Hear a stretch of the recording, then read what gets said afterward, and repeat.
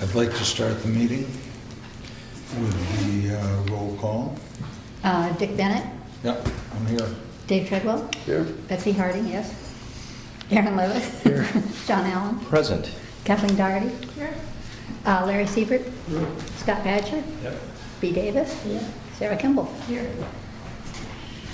Has everyone, or will everyone take a look at the minutes of our last meeting?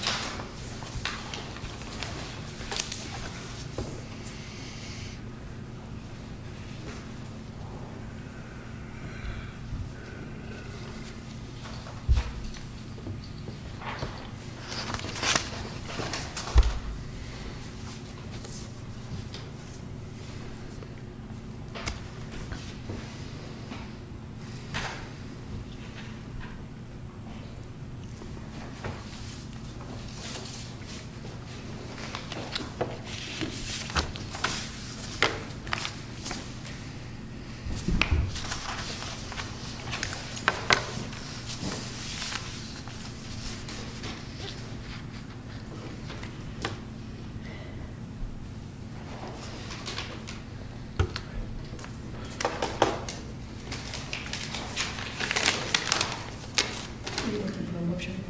I would be. I move that we accept the minutes as presented. I'll second.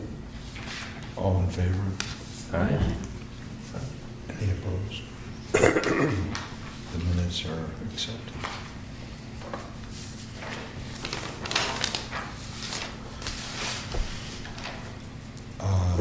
Public comment? Anything on the agenda that you'd like to bring up? Did you ask for public comment?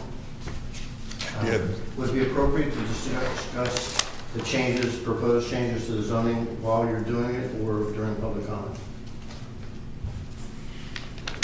I think that's what our business is going to be pretty much this evening. And may I comment while you're discussing it? Yes, Thank you. absolutely. I will recognize you at any moment. Thank you. Gonna have to fight the crowd though. So I have a question to the select representative about the Dana Place. Yeah. Has that come to you? I just received it the other day, so I'm looking at it for the first time. So. Oh, okay.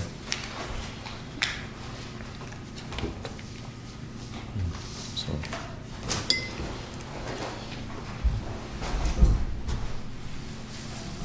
I don't have a comment on it yet. Well, we didn't have any comment either because there's so much engineering that has to be done. Right. You know, it's really not much to latch onto. Right. Okay, just curious. Okay, then we're going to start the discussion of possible changes to zoning ordinance and subdivision regulations. And I'd like to call on J. Henry first, in that he has come in, and I don't want to take up his whole evening with our further discussions. Okay. Well, I didn't have any necessarily changes, it was more clarification.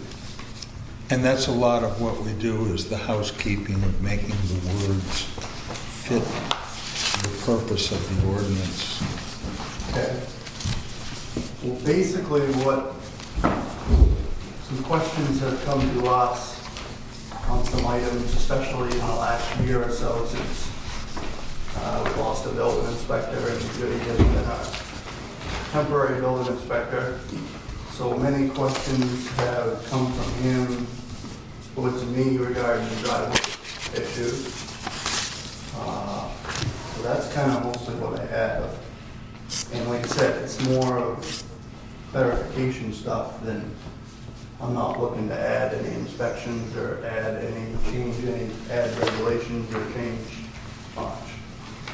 but just make the words describe what the intent is. Just, you know, and if you have to change stuff at some point, then that's entirely up to you. It's just a lot of unknown stuff. One of the problems which we've slowly been making much better is nothing was ever wrote down, any kind of policies or anything in the office or anywhere as far as that goes when questions would come up. So we've been slowly trying to put together between the office and me for driveway stuff. And now the building inspector process, I think is gonna be a little easier. There's a lot of policies and stuff that we're figuring out and finding are getting kind of developed into like a policy book.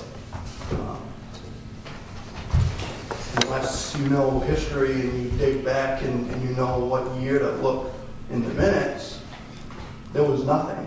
Very, very little information in that office unless you knew, you know, 1986 to look for the minutes in that year. So there's been a lot of things that have come up.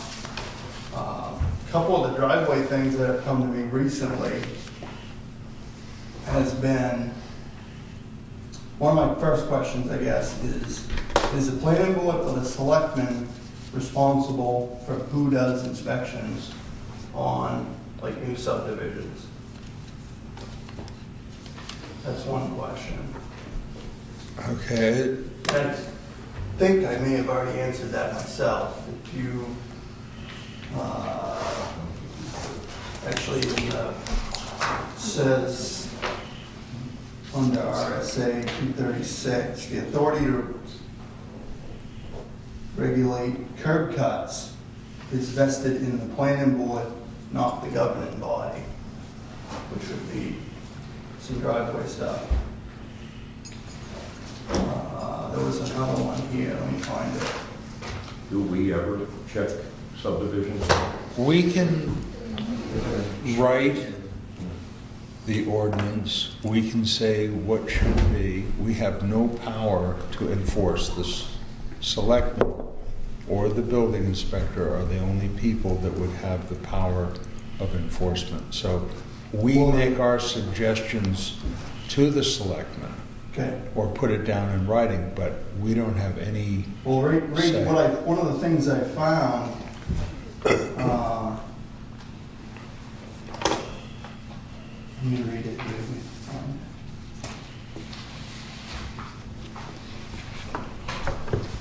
RSA 674:21, the statute provides that a planning board may delegate the day-to-day administration of driveway regulations, including driveway applications, to road agent, code officer.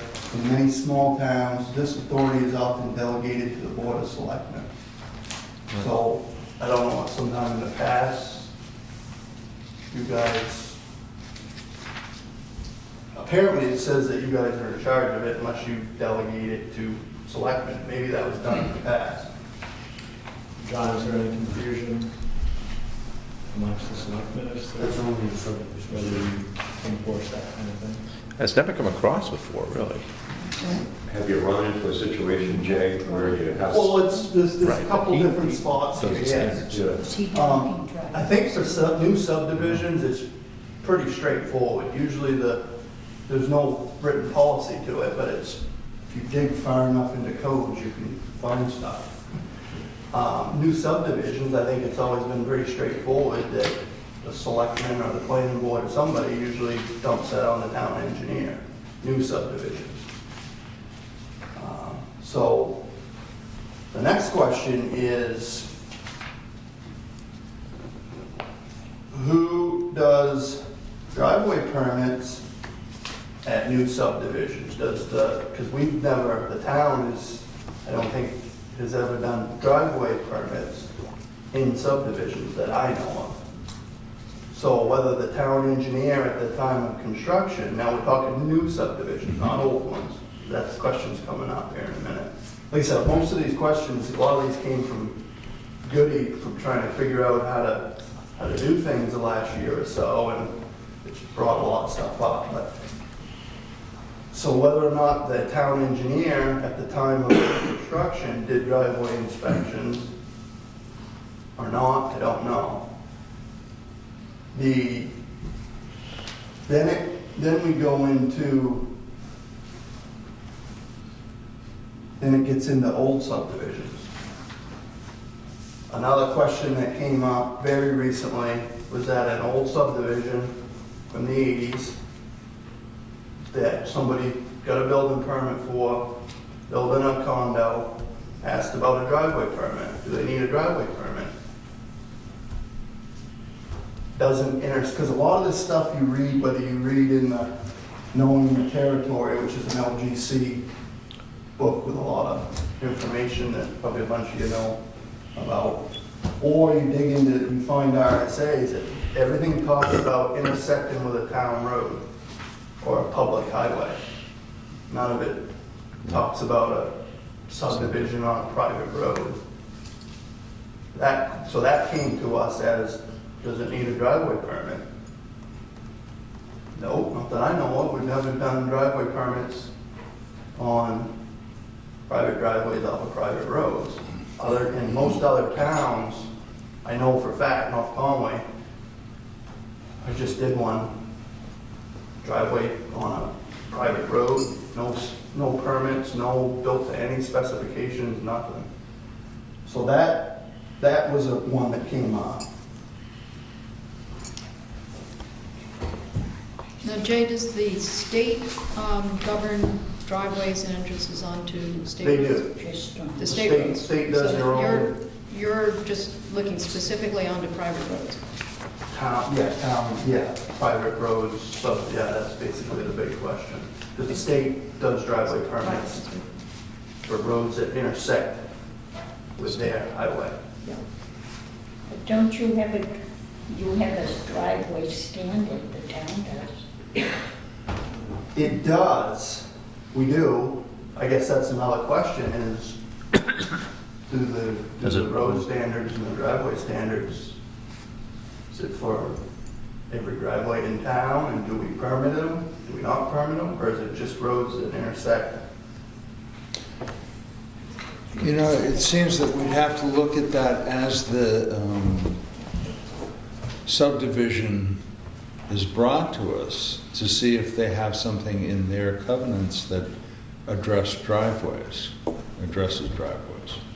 Because we do have some old subdivisions before zoning, Right. before planning, that I haven't had, I think any of them, I don't know if any of them, that's how far back you go as to whether it was a subdivision or not a subdivision, whether it's a lot of record or.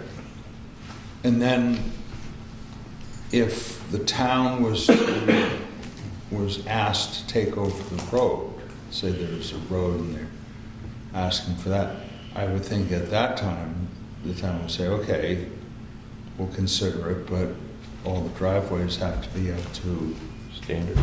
current standards. So, What is our standard for driveways? I think What's the past- definition? We've had some discussion as to whether a driveway should meet a certain standard or not, whether you can have a footpath to your house, that type of thing. You know, just more of, I think, a philosophical discussion than, In our driveway standards, which I have a driveway permit packet here, there doesn't say anything in it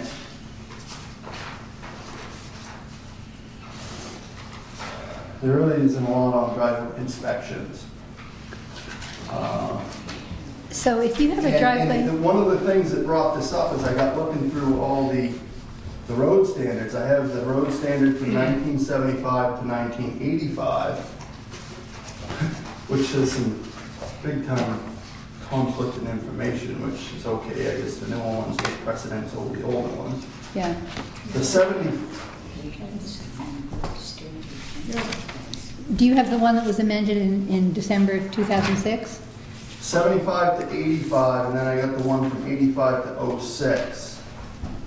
85 to 06 says absolutely nothing about inspections anywhere in it. And how about the one that The 75 to 1985 does specifically say that there shall be inspections made as deemed necessary by the selectmen or their appointed engineer. And when you get into the 1985 one, the only thing that I could find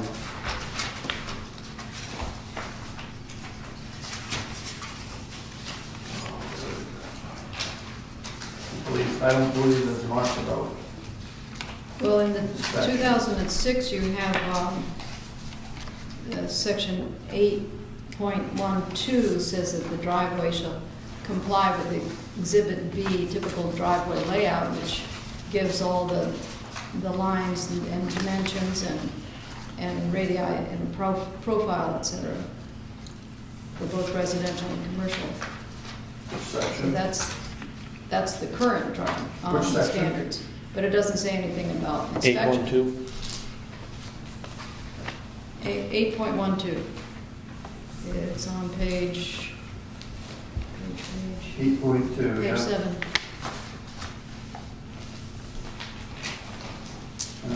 And then your See where it typical, says driveway, it just says roads.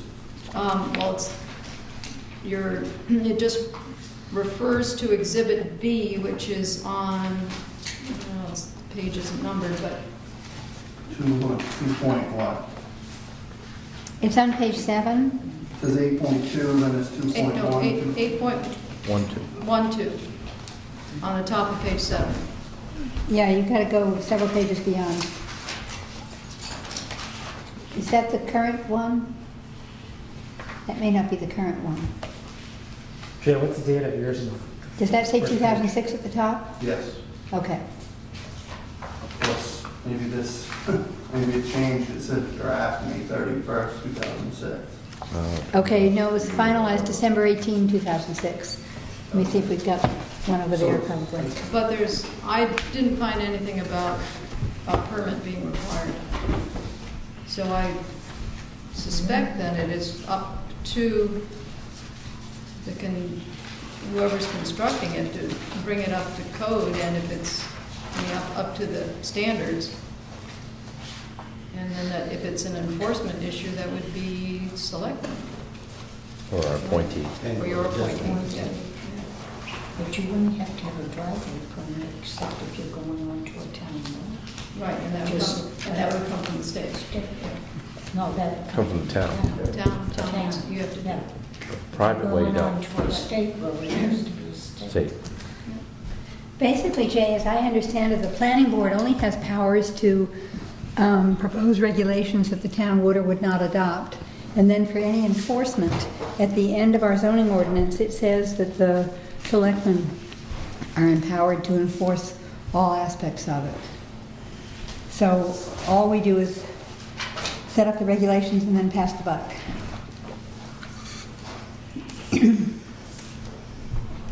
thanks. All right, I just read what I read in these RSAs, didn't necessarily say that, but In section 18, I think it is, no, section 16 of our zoning ordinance, it says it shall be the duty of the Board of Selectmen to enforce and administer the provisions of this ordinance.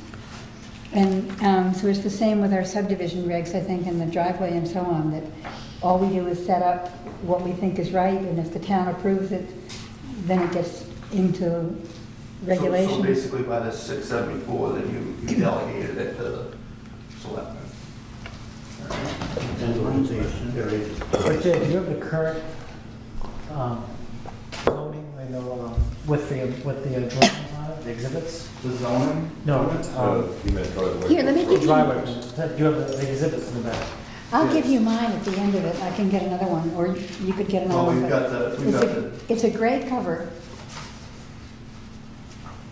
we've got the driveway permit, I got the driveway permit stuff that selectmen involved.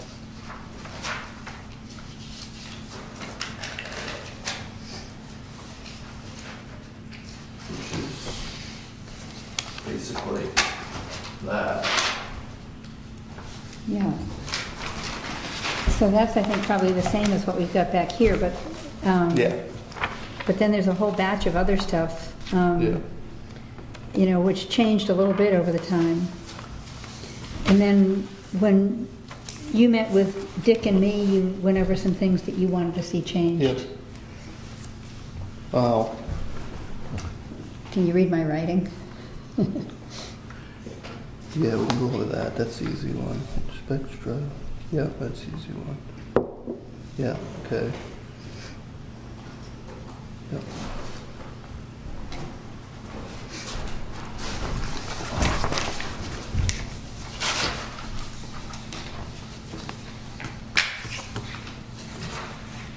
All right, so one question answered.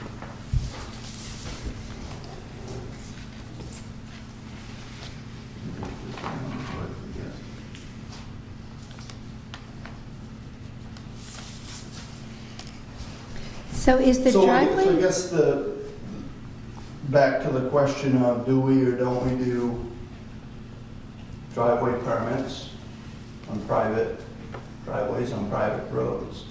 Well, Maybe, you said there's a driveway permit packet that the selectman's office gives out? yeah, for when we do our driveway, which the traditional, the way the town has always done it, that I know of, and I know what history I know of what Arthur did and what everybody did, was driveway permits were always done where driveways are intersect a town road. Not, I don't know any, we've ever done driveway permits on any driveways that don't intersect with a town road. Which is, I'm pretty sure the way, I know North Conway does it that way, and you don't, I don't think most towns do it that way. Well, what about if it's a driveway serving more than one home? But And- more than two makes it subdivision, right? Right, but we were saying if you're gonna, if you're gonna have your own house, and nobody else gets access to it, you can put a sink on your back and walk in and set up your little cabin, and then nobody has to inspect anything, as long as the person signs a waiver for fire safety. But I think we Which is on, decided. that's on class 6 roads. Okay, and I think we decided that if somebody has two houses on a driveway, that then it needs to meet the standards that the fire department would say are adequate, is that? Is it up to two? Well, Or more than one? I thought it was more than I thought it was one. up to Couldn't two. have more than three houses. Three or on more. the driveway. Right, if you have more than two houses on a driveway, then, is it more than three? I think what- Three or more. What's, I think is a little odd is that our road standards say what a driveway sort of has to be if you have a driveway, but I'm not sure that it says that you have to have a driveway, Correct. right? Yeah, So, or nor does it say how close the driveway has to come to any particular structure. it says here, in the zoning ordinance, driveways serving more than one dwelling unit shall be Okay. designed to accommodate prospective traffic and to meet requirements of the zoning ordinance and any additional requirements of the fire department. Well, what additional requirements of the zoning ordinance would there be for two dwelling units than one? It's unclear. I mean, I don't, Right. I driveways don't, serving more than one unit shall be designed to accommodate prospective traffic. right. It's very unclear. And to meet requirements of the zoning ordinance, what requirements at that point? What are the requirements? Driveway shall be built for access, serving not more than two dwelling units, except in the case of cluster, single-family development or blah, blah, blah, go up to four. And it's four also about dwelling units. erosion, sedimentation, that kind of thing. So in one place we say more than one, and in another place we say up to two? Well, that's, you can have up to three on one driveway. I believe it's No. two or, Two for a single lot and four in a subdivision or Right. multifamily. you can't have three on one driveway. The It's up definition of to, driveway says serving not more than two. right. Oh, I thought you said more than one. but- If you go to three, This is then more it than- has to be a town road. Yeah, so there are two different Town sections. spec. One is how many residences you can have on a driveway, and the other one is what standards have to be met. So you can put your sink on your back and walk up a path, and put your sink on a stone slab and have it acceptable. But if you want to have an adjacent house on that same path, then it's got to become a driveway that is So acceptable for to one, the fire you don't need to department. have anything. For two, you have to have something at the driveway standards, and for three, it needs to be town road standards. Is that? That sounds about right. I think But- that's about right. His question is, if it's a private road or subdivision, what's the answer? Well, I think the answer is we have to look at fire safety. Well, that fire access comes under the state fire code. Um,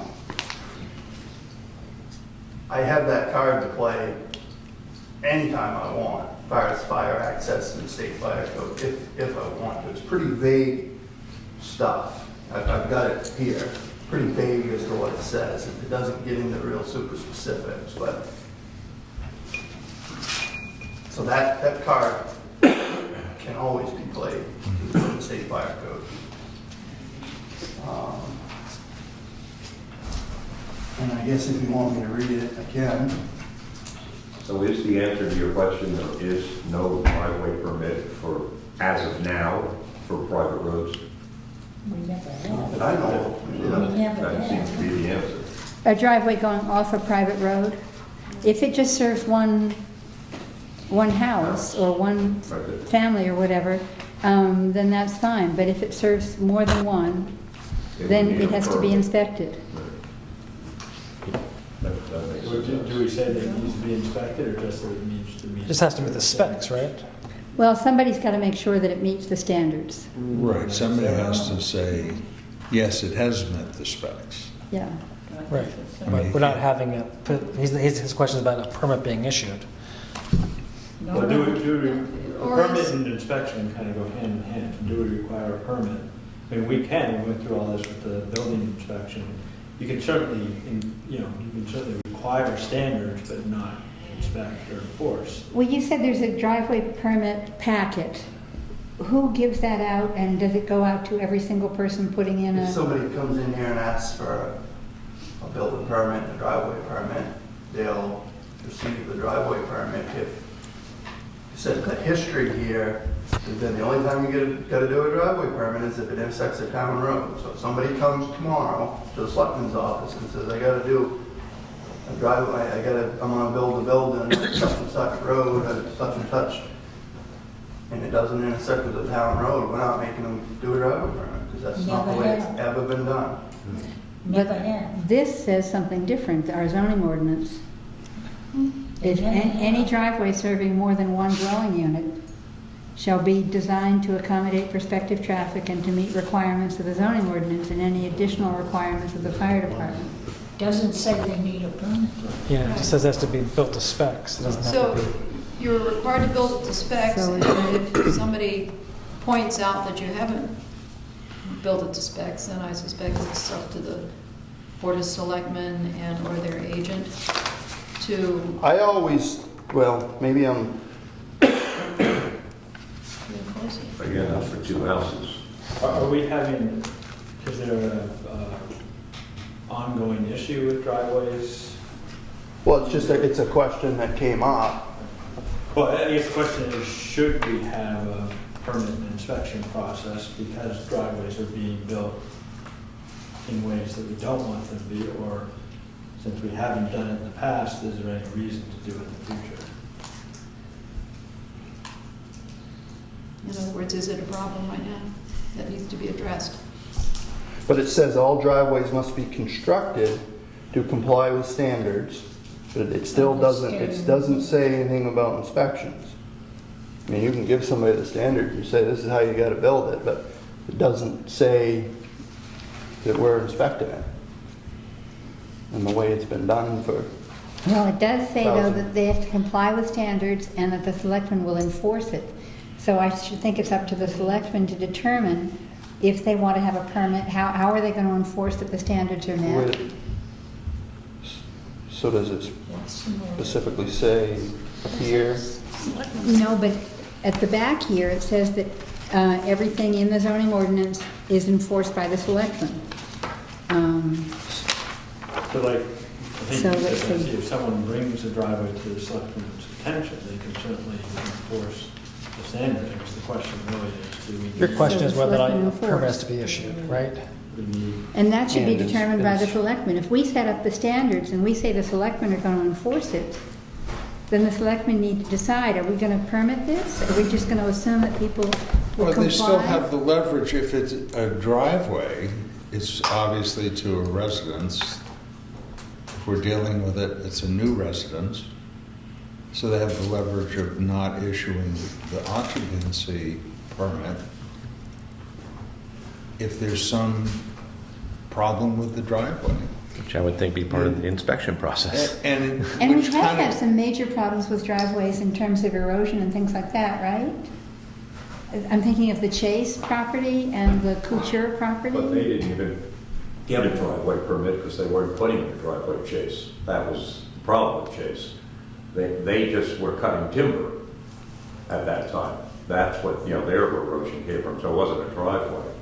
But then when they did put in their But yours driveway, was permitted and it just had problems. but then when the place near the Chase property did finally put in a driveway, it didn't solve the problems, I think, right? Well, I don't know. I mean, now maybe it don't know has, the I answer think, to that. but, Yeah, I think it's been solved, but. yeah, but it took a few years But the maybe. problem occurred before the driveway, yeah. Due There to was the no driveway. difficulties on that one, it all got handed to the town engineer. I didn't have any part of that driveway. Mhm. Very, But, very, very beginning I did, and the contractor at the beginning pretty much didn't go by our driveway standard packet that we give them. And then it immediately, because it turned into a big mess, it immediately went to the town engineer. So people were asking, has it been a problem? And in a No. couple of instances, it has proved Not since the difficult. final Right. fix, I haven't noticed any problems. No, but I mean, people were asking, are driveways a problem? And sometimes they are, maybe. Sometimes they are, I mean, we live in a mountain community. Am I gonna tell you, are we gonna have driveway problems? Yeah. I mean, we live in 18% grade, of course.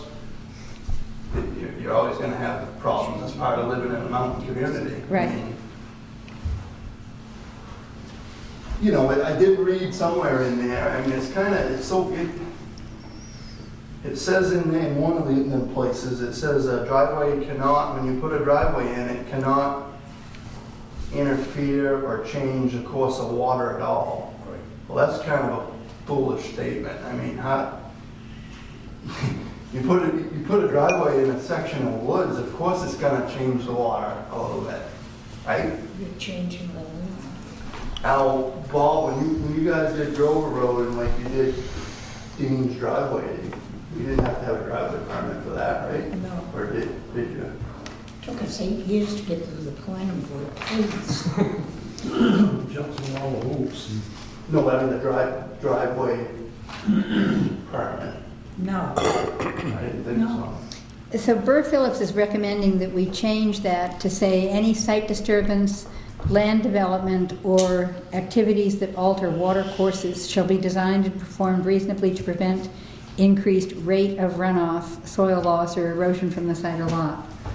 So granted, you're bound to have some sort of Of course you are. runoff, but then they want you to control it somehow. With respect to that one, when the planning board put in the wording on site disturbance, it was, and there was quite a lot of discussion about this, it was a guideline and not a regulation, nor was there a submittal requirement for it. In fact, I polled the board to see if they believed that there was a submittal, and there was only one member of the board at the time who equivocated, but every other person on the board said, no, there is not a submittal requirement with the site. Can you clarify? I don't understand what you're saying. Your site disturbance wording in the zoning is a guideline. It is not a regulation. That's right. That's absolutely correct. And when I asked you about that specifically, referring to A, guideline, and B, submittal requirement, to a person, the board said, no, there is no submittal requirement for site disturbance. And B, it is a guideline, and the guidelines are kept in the office for the applicant to review. It is not a regulation. Now you're changing the words on that. Do you see it now, A as a regulation, and B, that there is a submittal requirement? Did you know it's listed under regulations? Pardon me? It's listed at the bottom of the page on regulations. It talks about districts and district regulations, and it's part of that section? Again, Betsy, I polled the board specifically with this question. Is the site disturbance in the zoning, is it a regulation or a guideline? You refer very clearly To a that it's a guideline.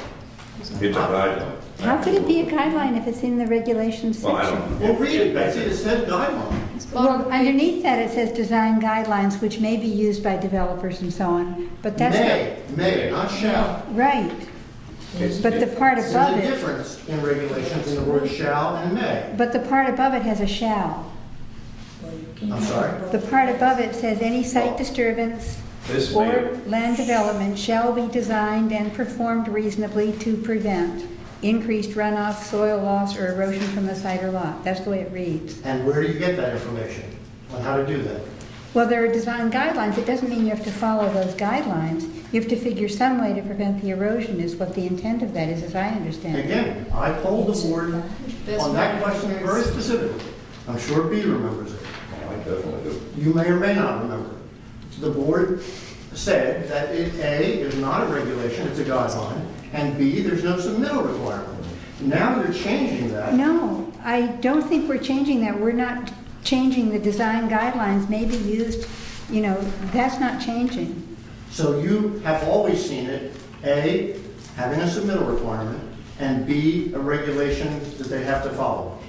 It's listed as a regulation as to whether there's a I'm submittal sorry, Betsy, requirement. it's listed as a guideline. It's a guideline. The fact that it got put under townwide regulations, it just got put there.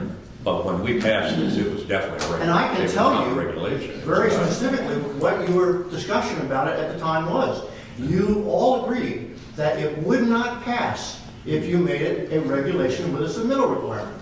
And you softened it by saying, you may or may not remember this, Betsy, I don't care. But I said, But it is, Well, somehow it ended up as a regulation, and we recognized that there would be design guidelines that people would not have to follow. I remember that part of the discussion, as to, it would be up to the person, up to the individual to determine how they would meet that requirement.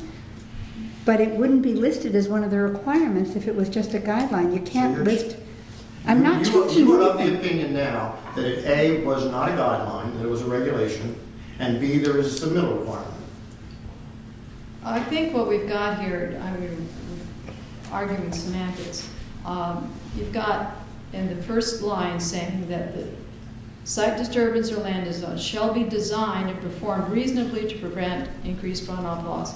Okay, so that is the regulation part of it. Thou shalt not erode. And then how are you going to do that? We're not going to say specifically that you have to be so many feet back and no steeper than whatever, because every situation is different. So it's written so that you can apply the designs, best management practices, experience of your contractor, et cetera, to ensure that at the end that you will be preventing increased runoff, soil loss, or erosion from the site or lot. And in order to accomplish that, is the applicant required to submit a design? That's not up to No. the planning board at all. That's up to the They're selectmen not, to this does decide. not require them to submit a design. It Well, the selectmen requires take their power from the regulations. They can't willy-nilly make up regulations. The regulations are set, and then in the enforcement section, it says that the selectmen have the right to So it is the enforce. position now of the board that there is a submittal requirement. No, No, no. it's not. So there's not a submittal requirement. I don't know, it's up to the selectmen. It's not up to us. You haven't directed the Yes, It we, is directed. I'm done. Jerry, we've got it in the ordinance that people are not supposed to have an erosion. My question now refers to your changes in it. Are you changing it from a guideline to a regulation in your mind? No. It's been a regulation all the way along, so far as I can see that one sentence. And in my view, there's no change. We're still saying, we're not proposing a change on Do the other design members of the guidelines board, section. do other members of the board see it as a regulation or a guideline? well, the regulation, I think, she may be right, Sarah may be right here. It does say that thou shalt not erode. you know, it basically says you cannot increase runoff. That is a regulation. You can, There is no submittal, absolutely not, anywhere in this, it doesn't say it anywhere. That just says there are design guidelines which may be used by developers. It doesn't say how to do it. right, they don't have to do it. Right. Right. Well, they say. Well, they have to do it, they can do it their own way. Right. If you bring in an engineer who develops a plan that accomplishes it, it doesn't have to be within our suggested guidelines. Right. It's the end It result. could be anything that works. Just no more runoff, soil loss or erosion. Which is almost impossible, we recognize, and that's why we say performed reasonably. We're not expecting that no drops of water Well, will, that was what your discussion with the engineer was versus with respect to The rate. volume and rate. right, And he's changing that now to rate, which is appropriate. right. And that's the only change, well, that,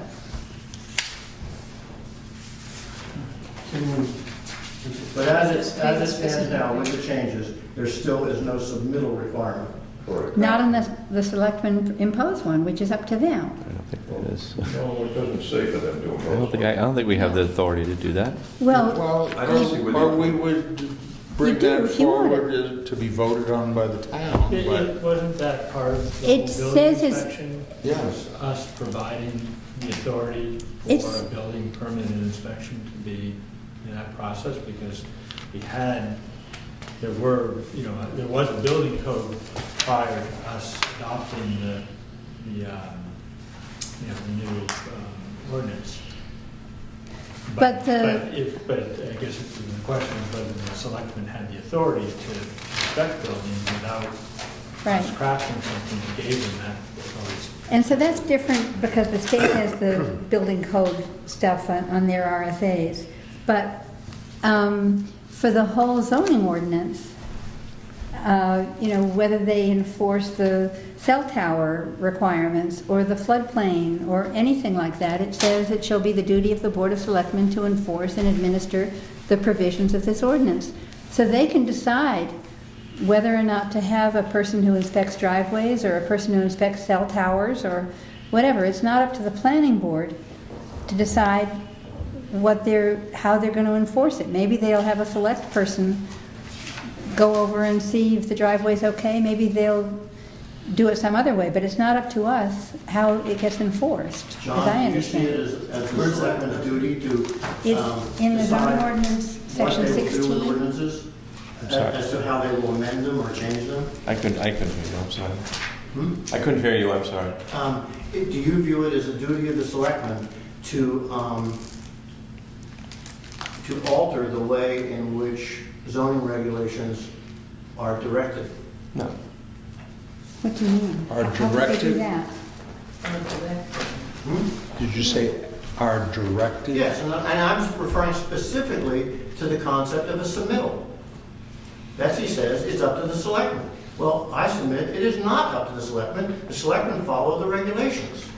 they But enforce the regulation. we don't have anything in the cell towers or in the floodplain or anything that says, as I understand it, how anything shall be enforced. We say the selectmen have the power to enforce.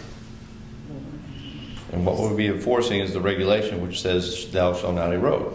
Right. Yeah. And that's And so the how do you bottom choose to line, is enforce that you it? cannot, throw more water on somebody. But And I maybe think you It's the rate of water, excuse the me. real question, I think, is can the Board of Selectmen require submittal without the planning board making that requirement as part of our Exactly. Yeah. zoning regulation or not? And that sounds like a Yes. question for the LGC. That sounds like a Okay. good solution. And I can tell you that since you've passed that, do you know how many times either the building inspector, the town engineer, or the selectmen have required any information on site disturbance? Does the board have any idea of that? Jay? Yes. I know, not that I want to talk about that all night, but I know there has been some submitted without the board. There's been a site disturbance plan submitted without the board requirement. If you I'll don't, leave this and then I'll point. I So- don't see it too. I mean, When- it's a simple one, it just says you have to have a plan, but anyway. When you look at the We can minimum finish the site, Okay, driveway. wait a minute. Jay, We can and finish the let, driveway thing before we, site disturbance, something like that. yeah, we did get kind of off the, So I guess the big question is, do we, and maybe it's gonna be a selectman decision, but do we or don't we inspect and issue driveway permits for private driveways on private roads is the question.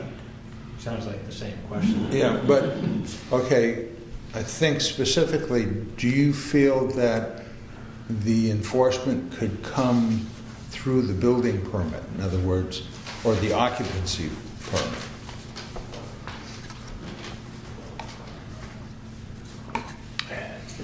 There'd be a dialogue, there has to be a dialogue, It could, I guess. but if there's, But is that what we want? well, that's the leverage that's in place now, to me.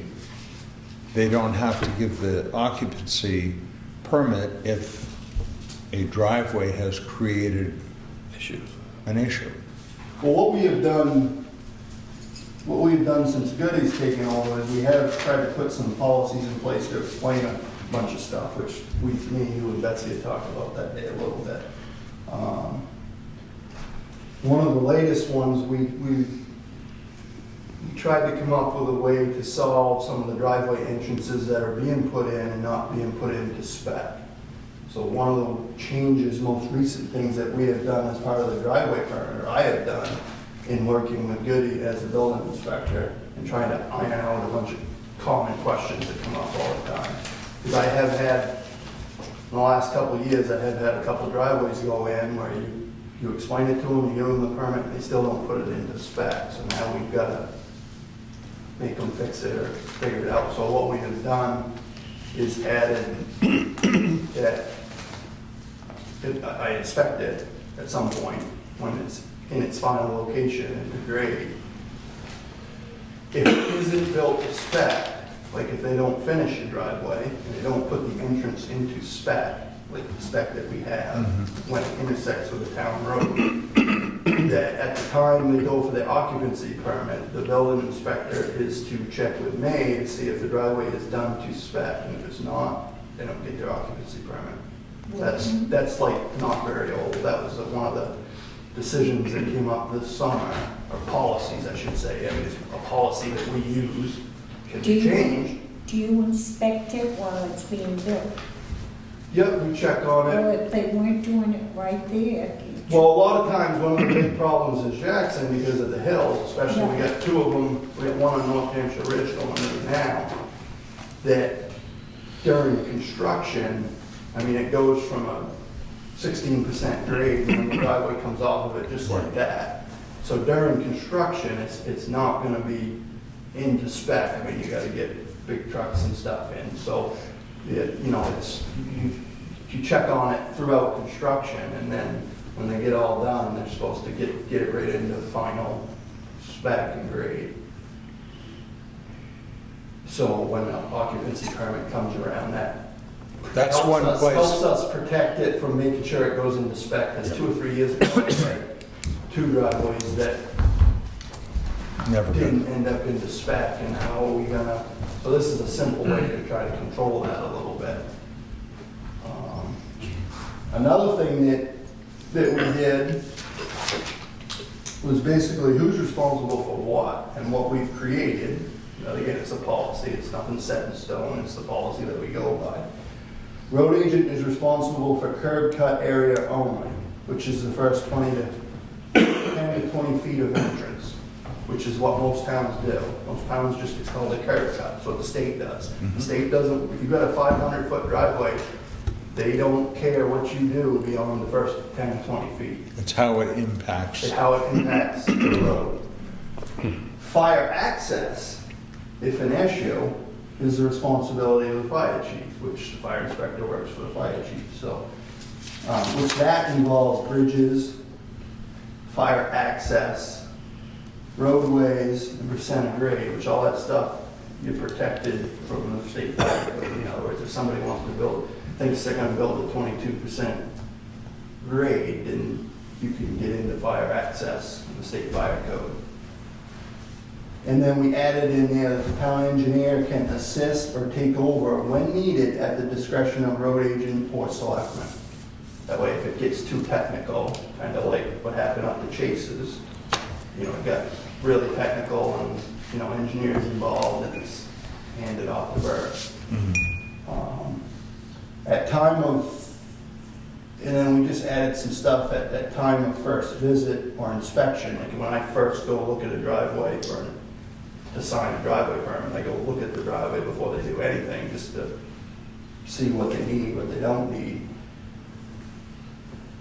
If it appears there's gonna be a grade issue, we wrote down, you know, bring it to everybody's attention, you know, make sure the owner is aware before he dumps $100,000 into a project, make sure he's aware that, you know, it could be a percent of grade issue here for fire access.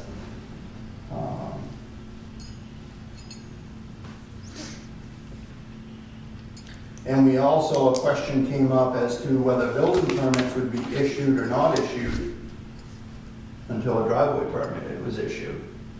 And we went back and forth on that a bunch.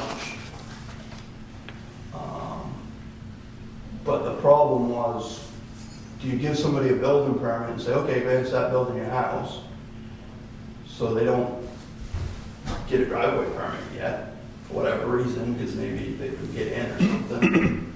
So now they go and dump all kinds of money into a house and stuff, and then you don't issue them a driveway permit. I thought the driveway permit was part of the building permit. Yeah, Don't- wouldn't you two have separate to have permits.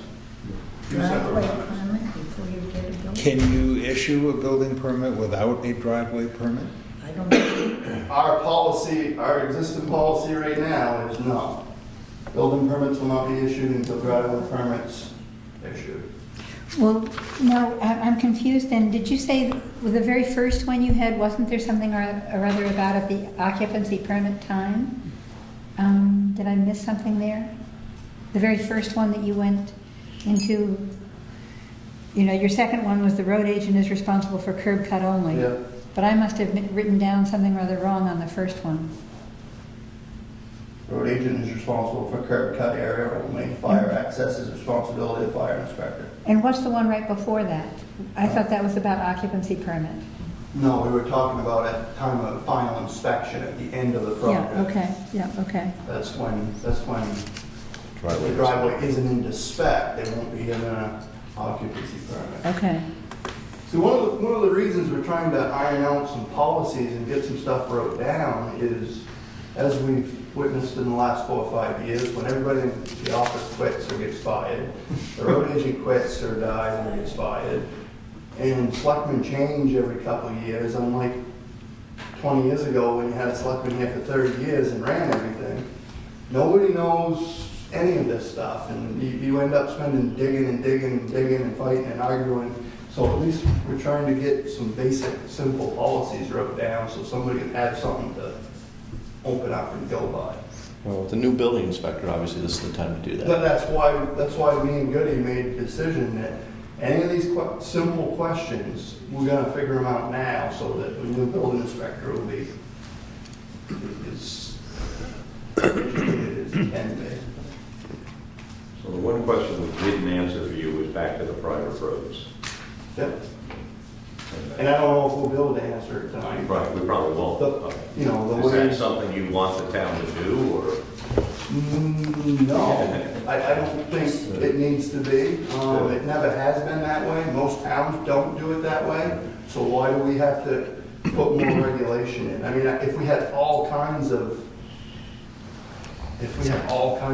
particular issues, we don't, then maybe we would look at more regulation, but, So you'd be okay for now, if you had a situation on a private road, you could use what you just said, the final analysis, the fire the access. fire access or the occupancy permit to, you know, not give them an occupancy permit unless they. Because it doesn't meet the fire Right. access code. I mean, you could pull that wild card Yeah. almost any time. So, just trying to clarify some stuff and make sure I understand, you understand what the rule, because some of these questions have come up recently. Okay. I mean, I'm not looking to make more regulation. I mean, like I said, we live in a mountain community. You're gonna have driveways with issues, and you're gonna have runoff, yes. And, I mean, if you get into some of these regulations too deep, nobody's gonna build in Jackson. So, And then doesn't this come back to if the driveway permit is separate from the building permit? We put together the building code specifically to require a building permit inspection. We set up a, inspection, or an inspector.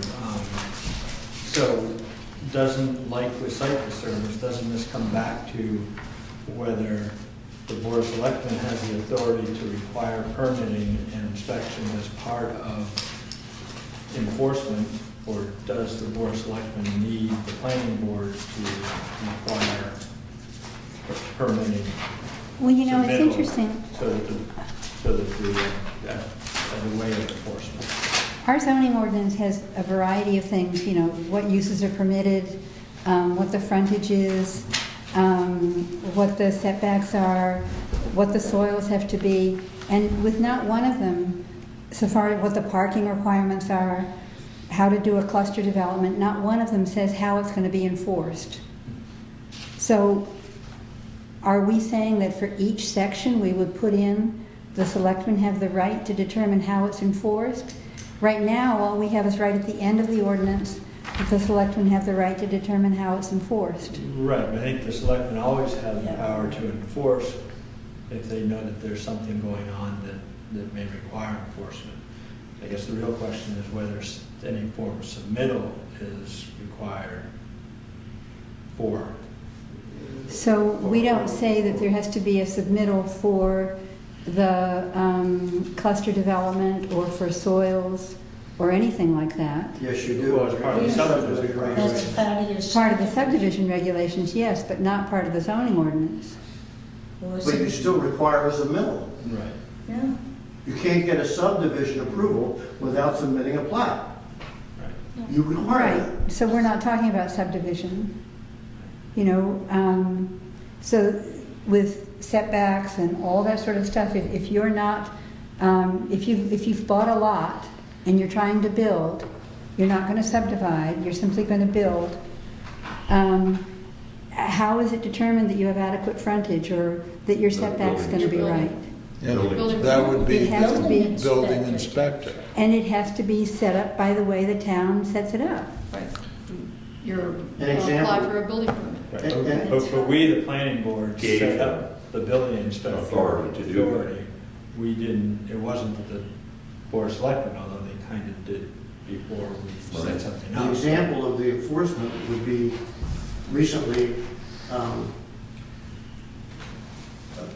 a homeowner was adding a step porch. The building inspector advised the selectmen that he wanted them to issue a cease and desist order. The selectmen advised the building inspector that they didn't have the right to issue a cease and desist order, that they would notify the applicant that the said porch step was within the 50-foot setback. When the applicant received the notice from the selectmen, again, they were the enforcement agents, the applicant submitted an engineer's design that his step deck was 80 feet, In the setback? No. No, 80 feet from. Back. not 35 feet as the town building inspector Right. advised the selectmen. The building inspector made a mistake, Yes, yeah. it wasn't up to the building inspector to enforce it, it was up to the selectmen to enforce it. And they did it in an appropriate manner, they notified the homeowner. The homeowner responded and the selectmen dropped it. It was, again, the enforcement of regulations by RSA is in the selectmen's hands, or their designated agent. Right. But wasn't that person required to have a submittal to prove that they weren't within the setback? Well, you required it, Right. and he submitted it. Right, so we required a submittal. So Betsy, you're saying the zoning ordinance says that all driveways shall meet the specs? So you As think I that read it. every driveway in the town of Jackson needs to meet It the says, stuff in the zoning? it says all driveways must be constructed to comply with standards set by the state of New Hampshire and the town of Jackson. So, And then okay, it says the location and design shall minimize traffic hazards, not unduly retard traffic flow in the public right of way. so are you saying that a driveway that was put in 47 years ago? No, because this happened. Yeah. You saying that that has to meet the today's standard? I think the way it Because works, that's what it says. Dick or John may know better. So it must be This- Must be constructed. constructed. Yeah, it's new. the selectmen, if you're making a change to your driveway, Then you'd if have you're to read it. widening it or something other else, then yes, I think it has to meet the new standards. But if it's not changing, and it just happens to bother. have been built vertically or something or other, So you're saying that we basically have a policy that got wrote up in 2014, 2013, 2014, and got signed by the selectmen, which was, it's called our existing driveway and curb cut policy. Existing driveways, when previously documented or when accepted prior to the adoption of the town zoning ordinance, shall not require a driveway permit unless there is a change in use, a drainage issue, or another public safety matter. Because we do have some driveways that have been driveways since Yeah. the 1940s. One of them was just recent, Conchera's driveway. That driveway entrance has been there since, I don't think we can force anybody to change something. so we Unless took they're that trying to change driveway it. as the driveway entrance that was existing, did not need a permit. And that's what we went with, because that's the way. So unless it's changing in use from one Yeah, if you family change- to yeah, 14 exactly. families, or, something different, then, But the zone, so that's a policy that we're going with right now, is existing driveways that have been there for 1,000 years, or, Well, in the same way that we have properties that don't meet our zoning regulations, we have buildings that would not meet our building code. We're not going around saying, you have to tear off that portion of your house with a proper setback, or you have to rewire your house because it was wired in the 40s. And it's kind of under that sort of grandfather, as long as they're not making a change. I think the only time is when the driveway impacts the road right of way. And all I can think of is one that had water, winter water coming out, they had a, spring or something that ran all winter, but it would come out on the road and it caused a real hazard. And that had to be changed, and was. there is a state RSA that we have on file all the time that came to us a lot, that it's a pretty good one for us. It basically says, let me find it here.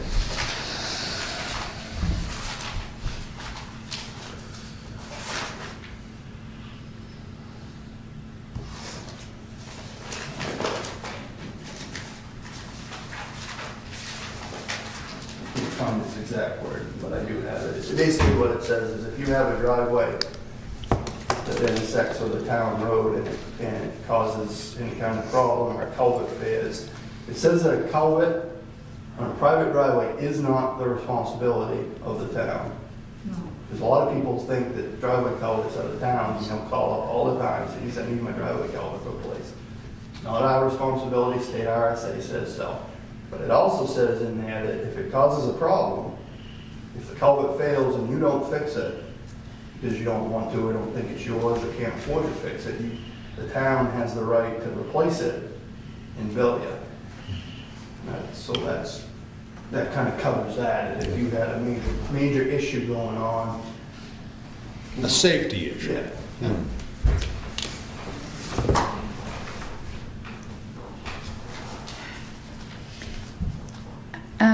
Jay, the other thing that I think that you had brought up before that you wanted to have consideration on was fire ponds and dry hydrants, when to Yeah, require there it was in a just some wording subdivision. there. I didn't know if you wanted to get into that tonight, and I don't have the wording right in front of me. That's in the subdivision regulations? Yeah, it was a wording thing, and basically what it said was, let's see if I can find it in the ordinance here.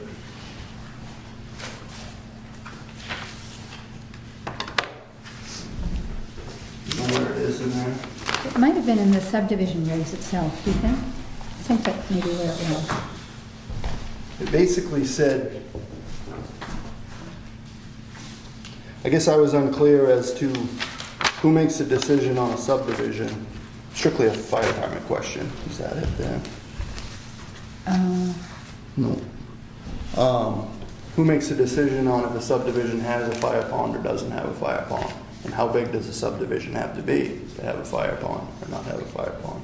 Would it be related to what the conditions are, you know, if there's no river nearby or something or other, if there's no... Well, I think there's a lot of that would control that, but what it said in there, that the planning board was basically the person to decide that. And Betsy, I have it, I just haven't opened it, page 8, there's something about dry hydrants or fire. In the subdivision regs or the... Subdivision regs. Okay. And it's in the plat submission requirements section. That would be 7.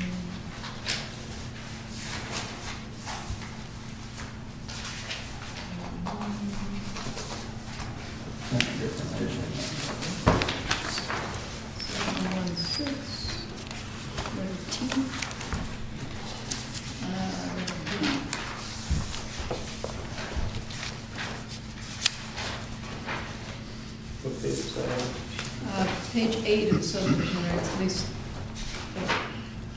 the one I have is the one with Betsy's, In what section? it's section 7.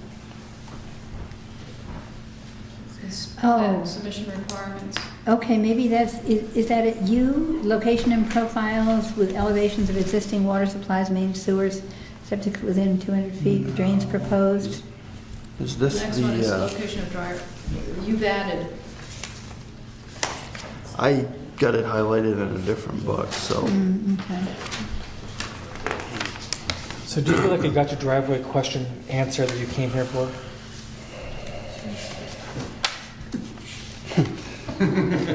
I don't know. Dry hydrant. Oh, okay. Dry hydrant determined when needed. So is there, I don't know where it is. what I have is I had it highlighted in it, this but I is didn't bring that. something that Betsy gave us at the end of one meeting. I know it said in there that you guys were the ones. Do you remember when we talked about that deck? And I think it was understood that you guys knew that it was kind of your baby as the planning board when a subdivision comes in, and that you would make the determination by asking the fire chief or whatever Section 7. if it was needed, when it would be needed. So I think the question may have gotten answered, Betsy. Well, Okay. the other two parts of it were pretty much insurance, because they're going to say, how far is this development from the firehouse? How far is it from the hydrant? And that may be to their benefit to develop a fire pond. Right.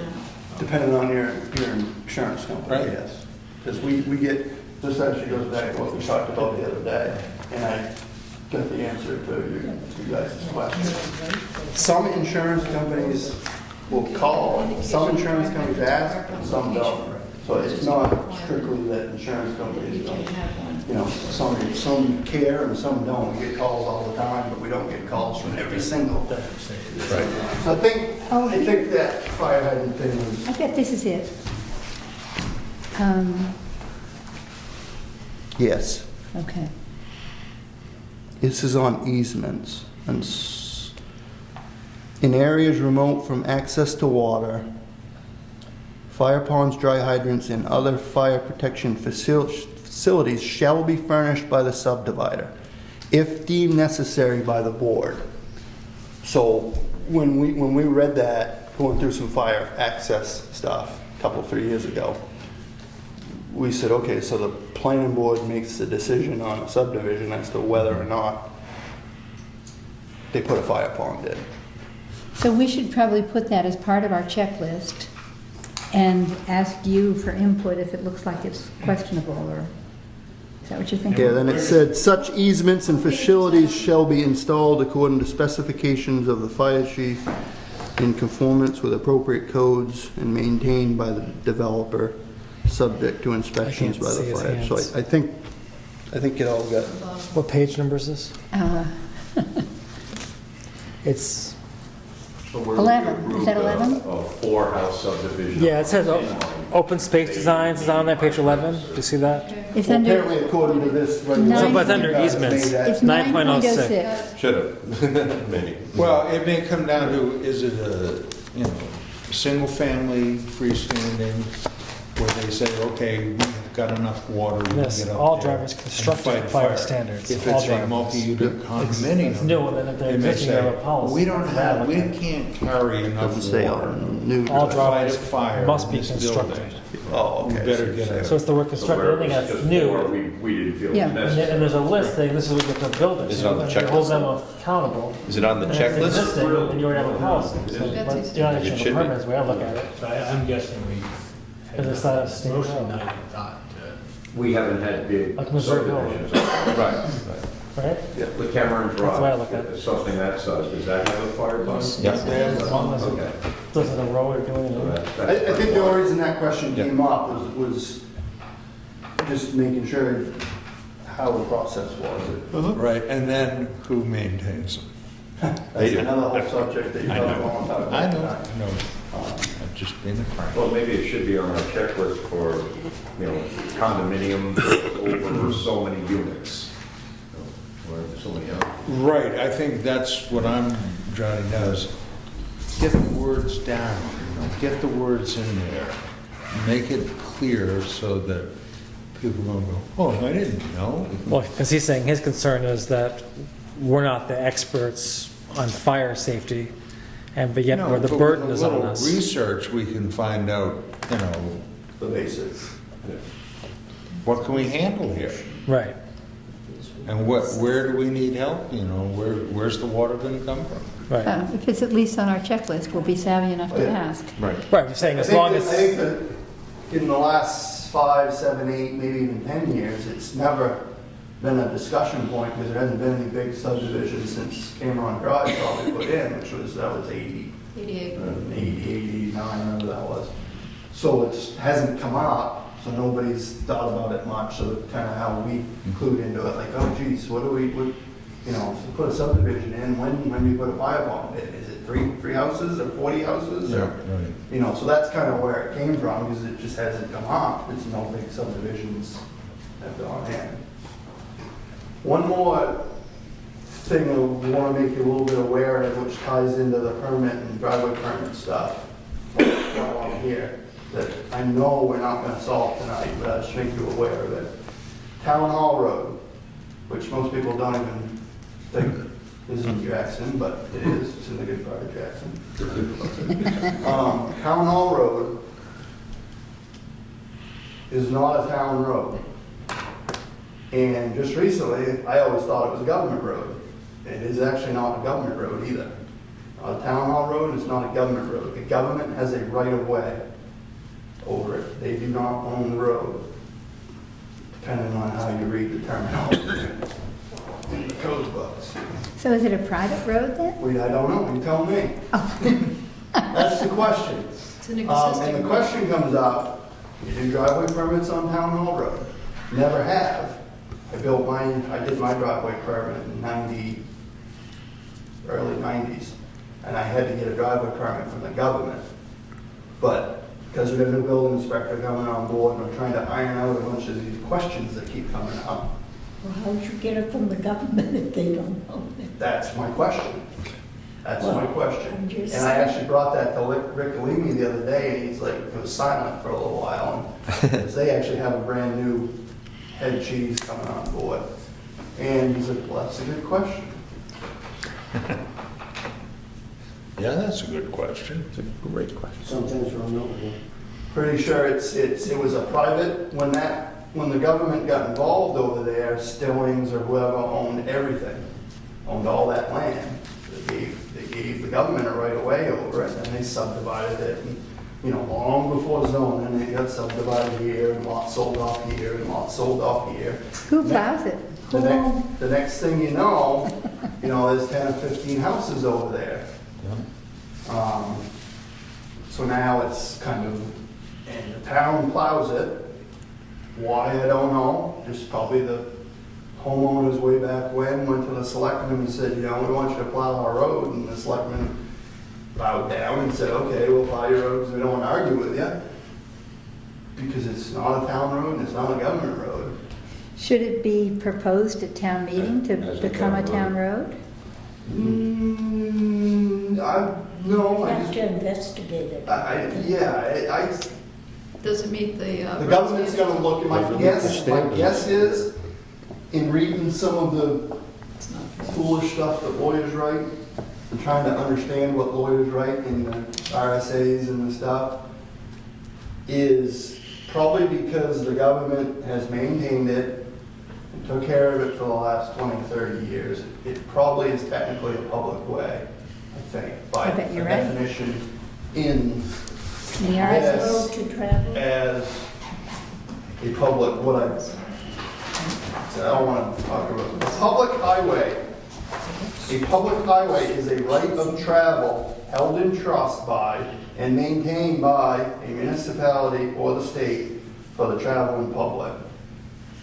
And then it goes on to say a bunch of stuff that it's more than just the road, it's the right of way, and how you can't do things in the right of way, and how telephone poles and blah, blah, blah.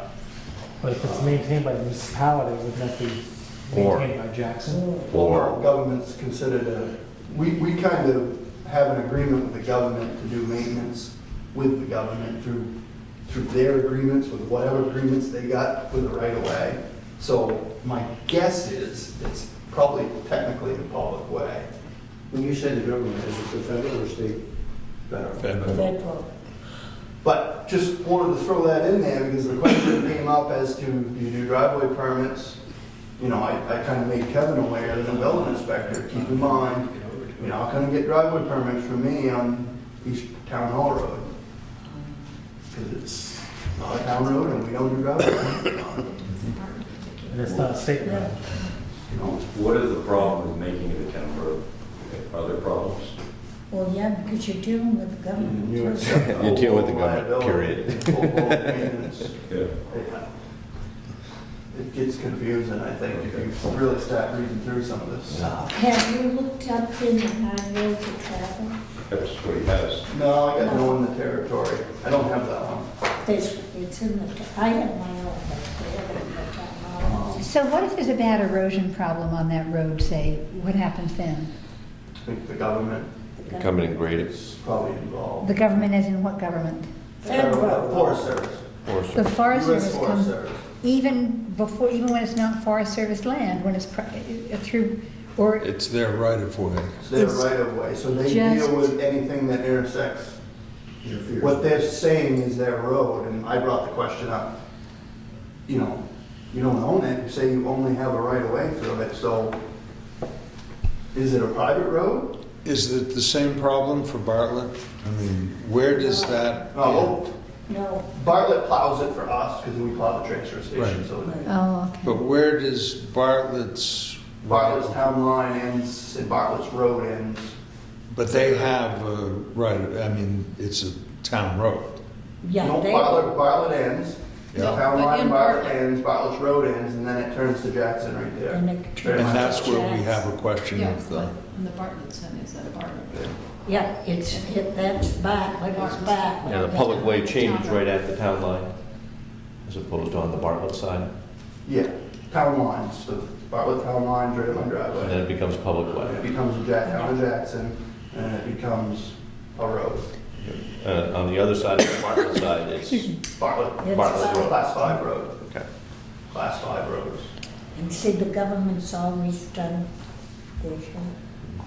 Very, very limited.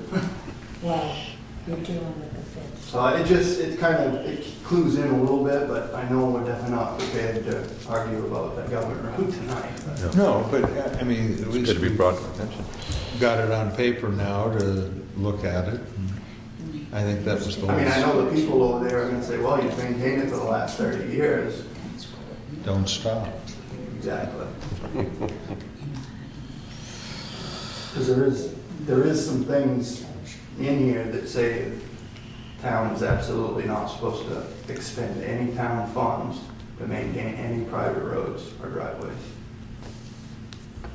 Except for the couple of exceptions like that 231 thing. And then there's an exception there for a class 6 road, if it's declared emergency road, emergency lane, then you can expend town funds to maintain it on a class 6. If it wasn't designated emergency lane, legally you can't expend town funds on that road. Same thing with a private road, so kind of the question has come up. Is, you know, what is it? So interesting. Okay?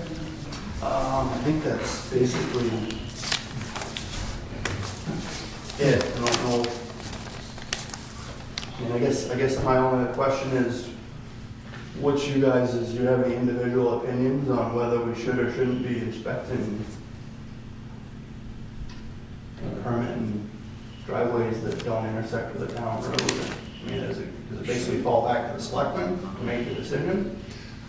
We do things like we always have, or I think that you should make your recommendations either from the fire perspective or just the, you know, how it's built to the selectmen, and then it will either filter down to the building inspector to see if they want to I just want to leverage it through the occupancy permit. I mean, if it's going to have to be a real problem.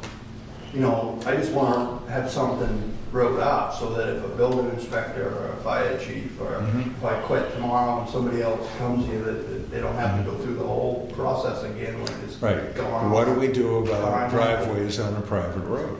So, any thoughts, John? Well, we never have. Good way I'd say we always have? No, but we're going to have to put some words down, just because we never have. Doesn't We've work. never had any words for it either. So we're going to have to figure out the words we would like to use. Again, doesn't it, going back to the question as to whether the selectmen can enforce it via a submittal process or not without our authorizing.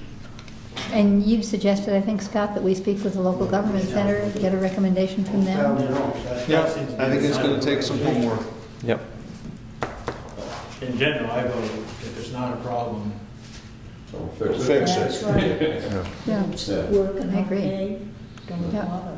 Yeah, I mean, you do it case by case basis, and if somebody, you know, if it's a really major issue, there is a way to deal with it. And Yeah, it's and that's probably the way you should. You know, it's, Yeah. I can't think, it isn't like I can give you 25 instances where we've had major problems and we need to change things, so. And it's going to be obvious to you when you go out to see a place, I would think whether so. or not there's likely to be a problem. You know, but if somebody comes in the office, So you could do it through a policy with the selectmen.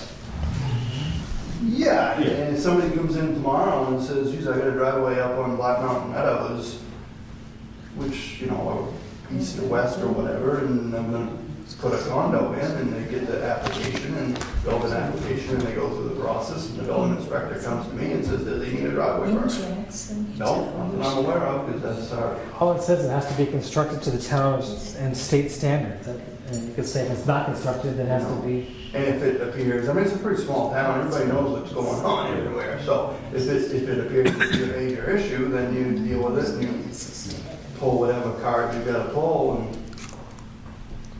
you know, why reinvent, I mean, like I said, most towns don't, I don't know of a town that makes you get a driveway permit, or even meet specs if it doesn't intersect with a town road, So it so. sounds like you could do it with a policy and double check with the selectmen if they're okay with the policy.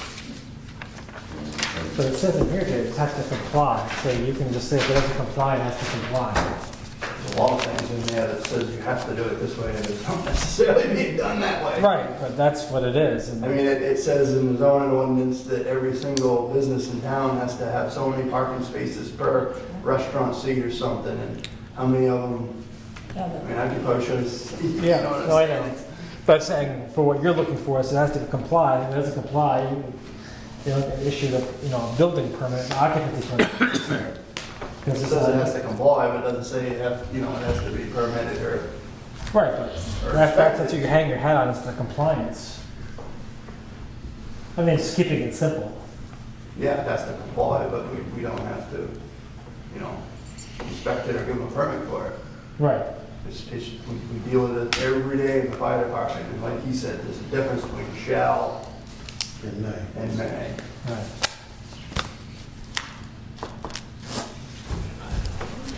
Thank you, Jay. Yeah, I don't know if we solved anything that confused things, but Well, we'll get around to solving, at least we know some of the problems now. okay. And I think that's the first step. Do you have any thoughts, John, as to where to go from here on it? Do we? Well, I think I have a note here to call LGC and follow up on what they might recommend on that. So that's next step anyways. So you're going to call them? Oh, I have a note for Julia to call here. Okay. So you want me to bring it to selectmen's meeting and see where we go with the existing, the way we're doing it? And Yeah, we'll bring it up and discuss it, sure. I'll get that in there before next meeting, so we'll at least get some information on that. Some feedback.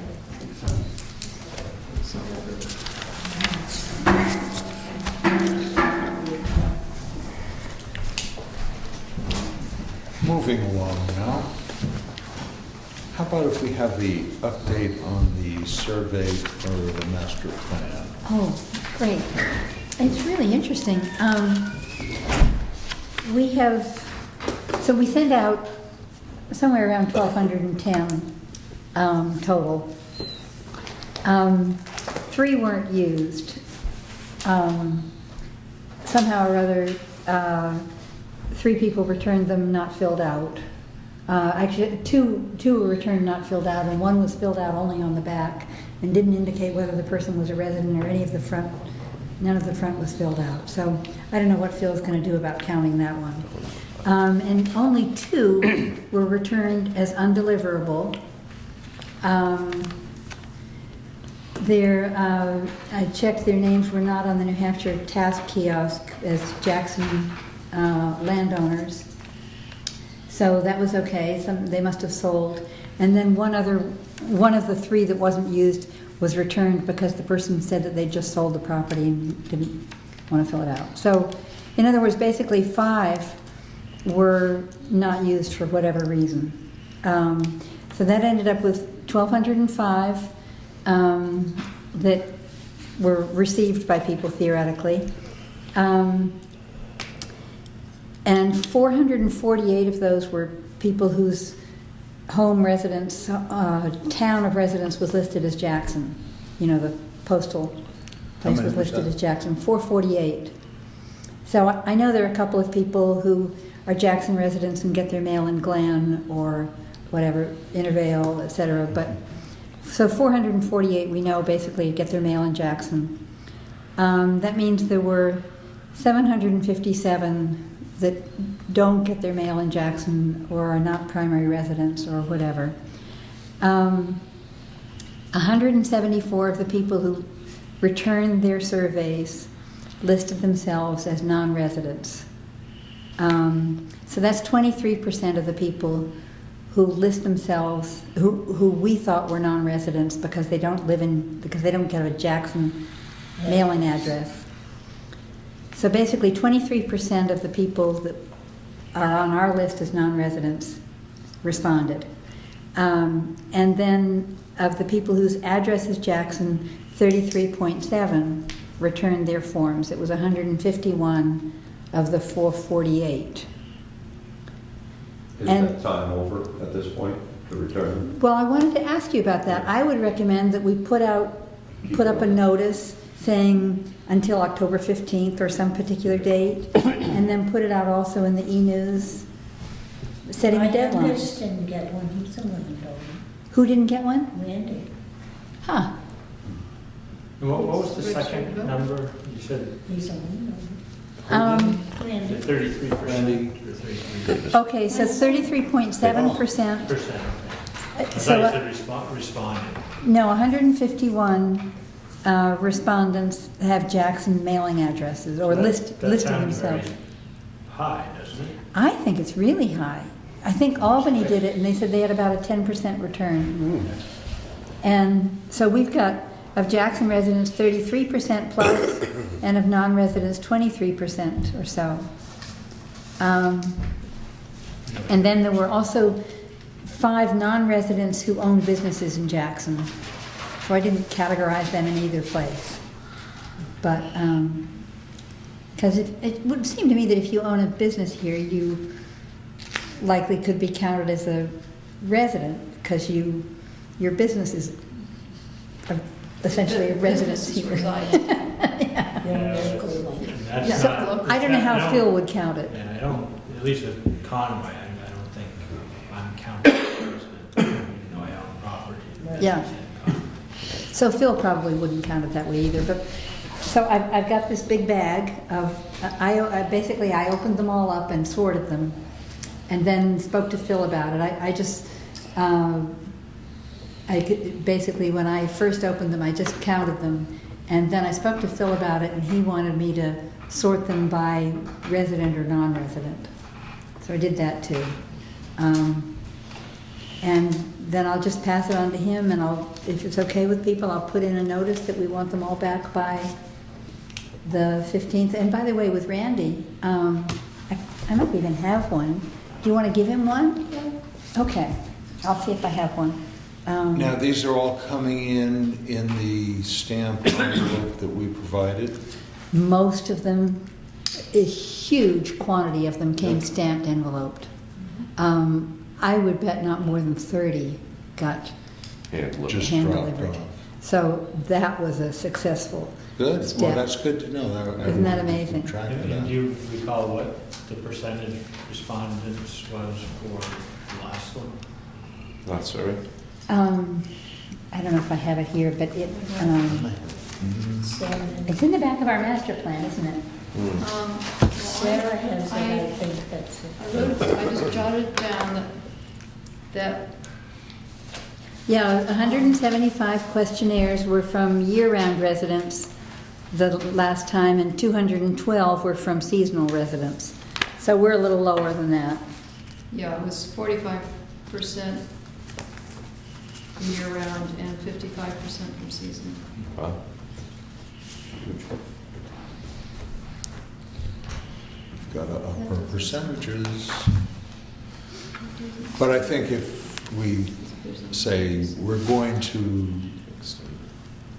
correlate the information, please have your questionnaire in by the 15th so that we can Okay. have your opinion. Okay, so I'll put something out to that effect. Or so your opinion can be counted. Okay. And it came in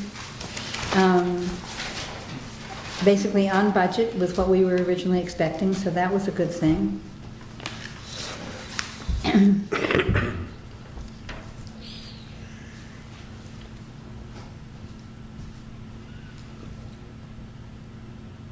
Okay.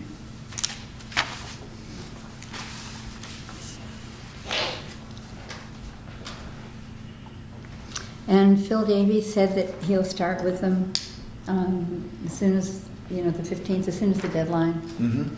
He'll work on that. Okay, any comments or questions on the questionnaire? Questions on the questionnaire? Were we going to go over any more about I was going to go back to that, I just wanted to find out about that. I know, I jumped around, I stayed in order. All right, now, back to, okay, so we've done fire roads, so shall we start right at the top of our printout and start considering the changes?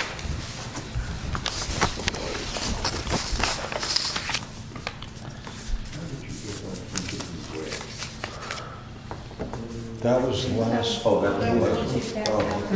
so I can't, I have a very hard time reading this one. Well, I'm pretty read, I printed it out. I'm like, that helps me. Yeah, thank you. Appreciate it.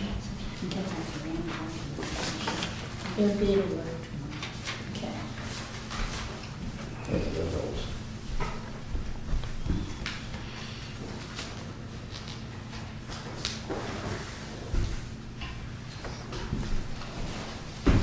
Betsy, you've added, the first one here is premises, and usually when we have a definition in the definition section, it's used somewhere in the...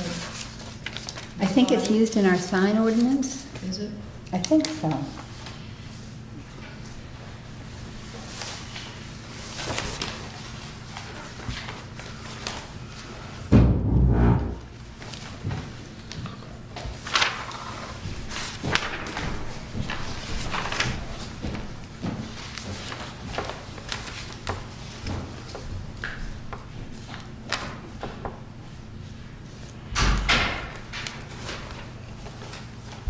okay.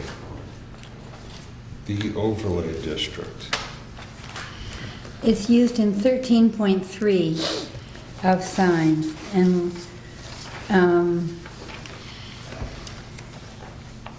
actually 13.2 as well. And when I was at the planning and zoning meeting, they said that that has been a controversial thing in court cases, and that we need to say what premises means. So I think I took that definition out of the RSAs. No, that's right, I went online and saw, That's where you got it from? You spelled it differently. or did I misspell it? You have P-R... Oh, it should be E in there. M-I-S-I-N. Okay, sorry. Okay. Good word. I wondered why you said premise size. Well, I was just trying to pronounce it, it's... Premises. It's premises, This is, Okay, P-R-E-M-I-S-E-S, yep, sorry. Yep, thanks. and overlay district is just the showing where it belongs. Mhm. It's not going to change.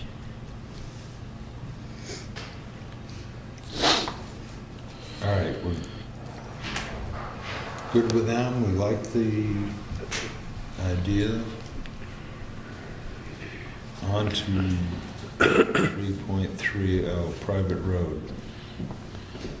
That would just be renumbering it. If 330 is going to be devoted to premises, then that needs to become 331 and all, Everybody after that, yeah. to be changed, and that's housekeeping. And then 334 would be proposed.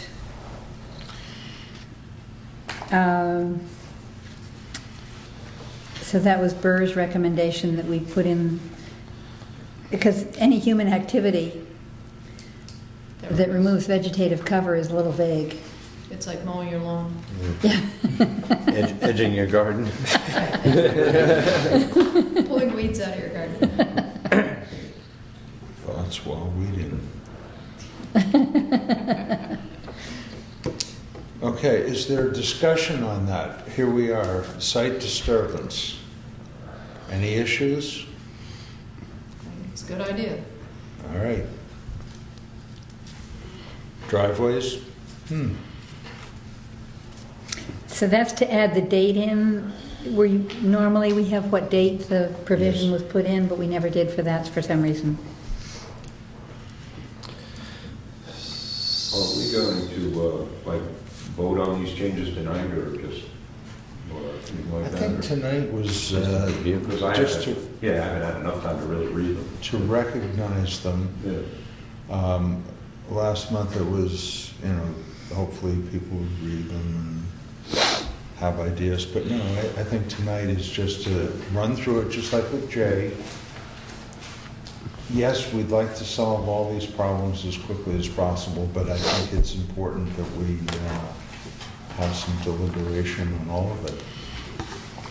I think that a good way for us to proceed on things is to decide what we'd like to bring forward to a public hearing. And we don't need to determine if in fact this would be the final wording or whatever, but to start a discussion about it in the town, to let people know these are things that are up for consideration, I think is smart. With the whole idea of getting into the time schedule to get it Exactly, for a March vote. right, so we have sometime in February that we have to have it down by, Yeah, and So we- typically you need 2 hearings, and we have to have it right. because we usually change things somewhere in between. Yeah. So we'd have a first hearing in January and the second hearing at the beginning of February. We have 2 hearings, but I don't think that's required. I It think isn't. But if you make a Required to have change, a substantive change, you have to have a second You hearing. have to have your first hearing early enough so that you can have a second hearing in time, if you need it. So you're saying that you want to have like an information session, or, Well, normally, we make some proposals that we bring to a public hearing and we talk about before we decide whether or not we want to have those. and this would be a hearing before the January hearings? No, I would think if we're going to call the public in, we better have decided what we can agree on. Okay. I found that to be a successful formula. Is if we're in agreement, we've had it hashed out here at the table. Yep, that's a good Then we idea. can bring it to the town in a kind of coherent statement. Yep, that makes good And then sense. get the input, and maybe everybody will say, you know, that's stupid. And we'll know that. Excellent. Good plan.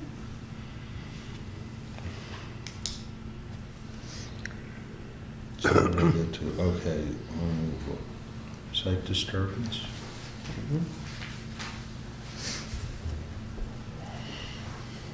It's just adding 2 phrases, I think. Right.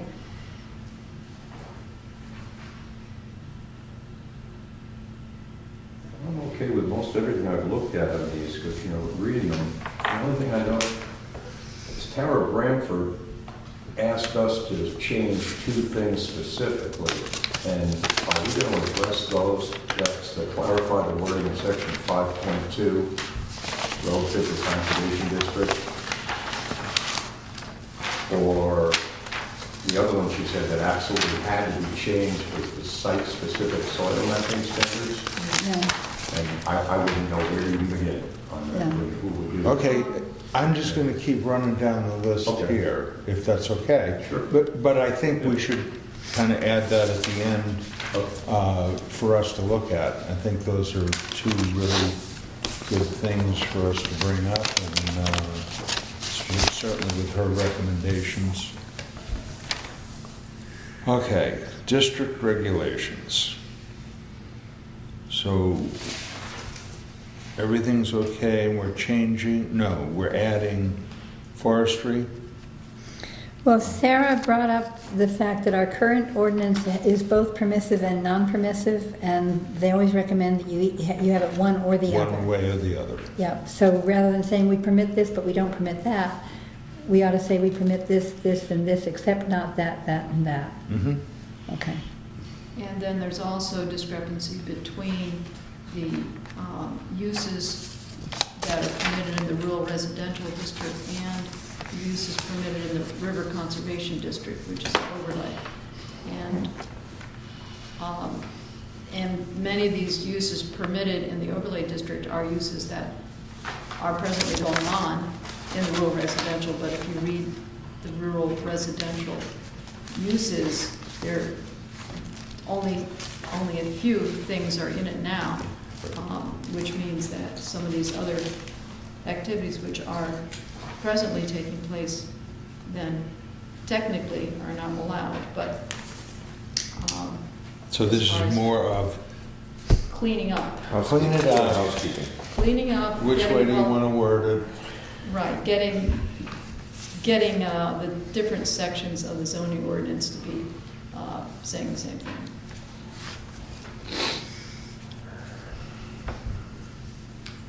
So as far as where this comes from, if you have your ordinance in front of you, just look at, on page 9 is where the use is permitted for the for the River Conservation District. And page 6 is uses permitted for rural residential, and 7 is village district. So what's happened here is that forestry is in the River Conservation District, and so this would be adding that phrase to rural residential. So it's not just what's next to the river, but it's for the whole district. And then the same with parks and conservations area. That's from the river district. And but the exception of facilities for space primarily for tending and trailers, that's from uses not permitted. So we're trying to get it so that instead of just having it in its own section, uses not permitted, it is that particular use would fall under parks, conservation areas, and so that would then, you could make that exception in that point and not have to have a separate section for it. Am I making sense? And then open space is also, It's referred to in 5.4.1.7. Open space is permitted. yeah, Right. That's good. I think we're going to have a lot of support on that one. No, but it's, we may as well get it down. Yeah. and it's in the definitions as to what exactly open space is, so it's not terribly nebulous. Okay. Then nature trails is also from the River Conservation District. That was all together. Parks, conservation areas, nature trails, and recreation uses consistent with the purpose and intent of this ordinance. That's 5414. Nature's spelled wrong, by the way. Uh-oh, Oops, there's an extra. thank you.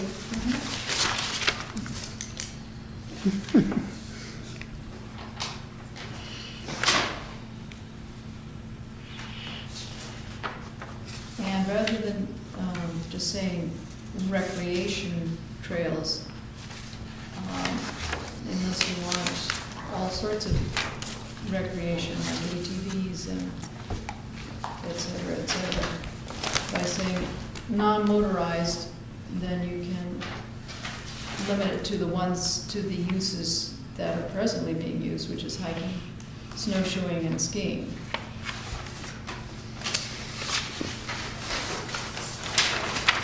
And then municipal. And on that one, do we currently not allow motorized? Is that one of In the rural residential. the uses not permitted? No, that's not listed. So that would be, That's something good. in favor of, it. I Yeah. don't see that as bookkeeping or housekeeping. Yeah, Yeah, that's- some of this kind of falls into housekeeping, but then there are some other clarifications. How about biking? I like the word changes. I like the word changes rather than clarifications. Okay, If we're gonna change something, we're changing it. addition, this is Yeah, actually addition. an addition. Okay. So you want biking in there as well? I just thought non-motorized. Yep. They ought to be able to ride a bike and cross the town. That's right. I mean, we should probably say walking. Hiking, walking. Walking in addition to hiking? Strolling. Sauntering. Sauntering. Beat ya. Ambling. Ambling, okay. Strolling. Meandering. Really, hiking is efficient, okay, good. Oh, man. Oh, and then, Larry, acknowledging one of the things that we talked about, I think, with Tara Bamford, was trying to have the current non-conforming uses become conforming to the extent that we agree with having that happen. So, for example, in the rural residential, to be able to allow lodging houses, bed and breakfast type establishments. So I put that one in where it says comment U6, but BH proposed change. The ones above that had been Sarah's. Okay, and the only reason I put municipal facilities and areas, it's, That shouldn't have been highlighted, that was already in there. well, no, that was in the village district, but it wasn't in residential. Oh, And okay, I oh think yeah. we have some municipal facilities, as in Prospect Farm, that are in the rural residential. So, put it in rural residential, then you can have a municipal facility anywhere in town, Makes sense to me. rather than just in the village district. So then we don't need to have, we would then take out municipal facilities and areas from the village district down below, because it says that anything that's permitted in the rural Right. residential is automatically permitted in the village. Okay, good point. Okay. Lodging houses are different from bed and breakfast. Our definition of lodging houses, I think I saw it in the definitions. So like a ski club? Well, I guess it means a facility in which rental sleeping accommodations are provided and in which meals may also be supplied as part of the fee. That's the current definition. So I could create a new lodging house. I could build a lodging house in town. Is that different than a hotel? Well, that's one. Where's bed and breakfast defined? It isn't. Yeah. Bed and breakfast Hotel isn't defined. motel is, Because you have a Transient lodging house and, Such as, I think I said. Did I say such as? Such as. yeah. Such as. Where does the lodging house not fit into hotel, motel, or bed and breakfast? Well, right now, lodging house is in the ordinance as allowed in the village district. Right. And I was just proposing. what's in the that- definitions? And it's also in the village district. It's number 8 as a permitted use in the village district. so it's being, And you want to say that it's permitted everywhere? Well, I'm proposing, yes, that we acknowledge what's happened. And, Okay. you know, the fact that we always look for opportunities to have things be no longer non-conforming. So to either change them out of being non-conforming or, where it's appropriate, adapt our zoning ordinance to recognize what we So where are the want. lodging houses now? Okay, so Carter Notch Inn, Christmas Farm Inn is not really a lodging house, that's an inn. hotel. But there, you know, it used to be Paisley and Parsley Bed and Breakfast, Joan Wright's at the end of Carter Notch Road. Okay, Mhm. Mountain, whatever it's called. Mountain View or Mountain something. So there's a definition of for an inn that's different from lodging? well, That's my, in the fire codes, FPA codes, there are different regulations for a bed and breakfast. Supposedly, the owner is in residence. You don't have the same fire regulations. Because the owner is in residence, they're saying that owner will get people out of there, rather than all the signs, pull stations. I mean, those are still appropriate for bed and breakfast, but it has different regulations. And are there different regulations for a lodging house? Well, maybe we should pull the language that you're referring to from the codes, Okay. if there's distinction there. Because right now, we have under the village district permitted hotels, motels, and lodging house as separate entities. And maybe we should just, if you can pull the language there, we can clean that up so that the uses match the codes.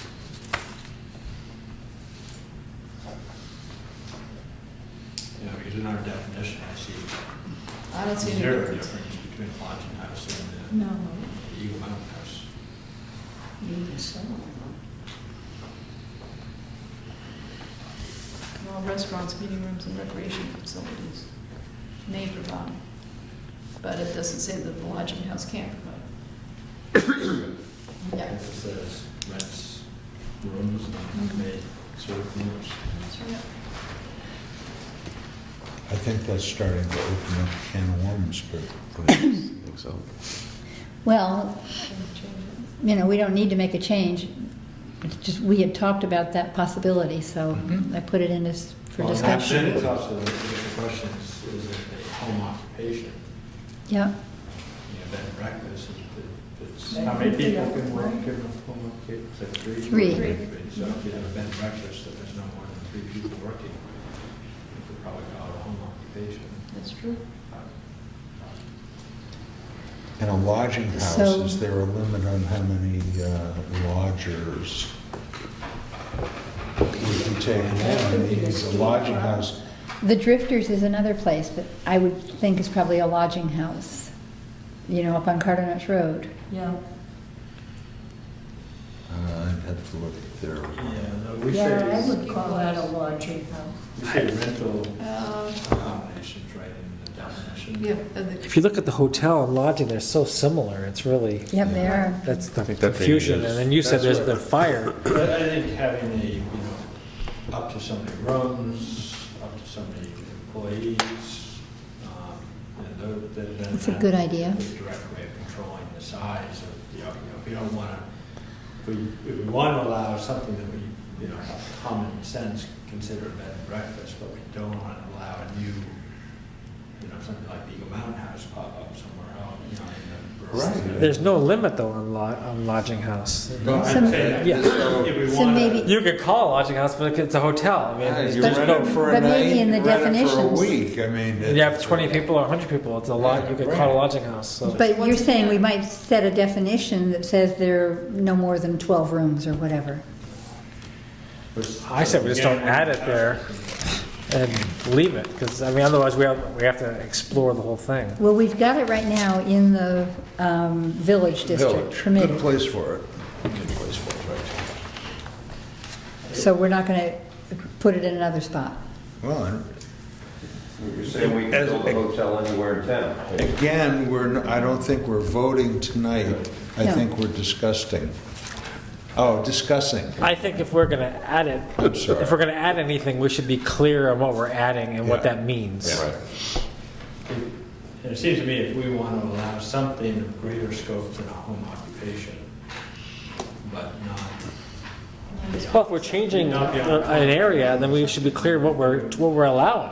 Well, we allow home occupations right No, now. I'm saying if you're adding lodging house, it's, But at a least lodging that- house and hotel are the same to me. Right, I guess the question is, what do we want to allow? Right. Do we want to allow something that's beyond a home occupation, which is already allowed? And do we then want to limit it as far as, you know, a place that you're going to sleep?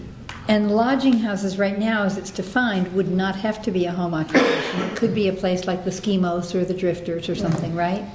When I read that, it sounds like it's just a hotel. It doesn't sound like, Yeah, I'm not thinking of the ones that exist because they are clubs.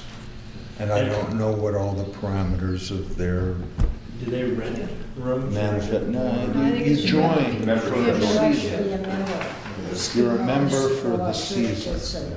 And then you have a right to use so Right. many You have a right. nights. Whether it's bunk rooms or private rooms.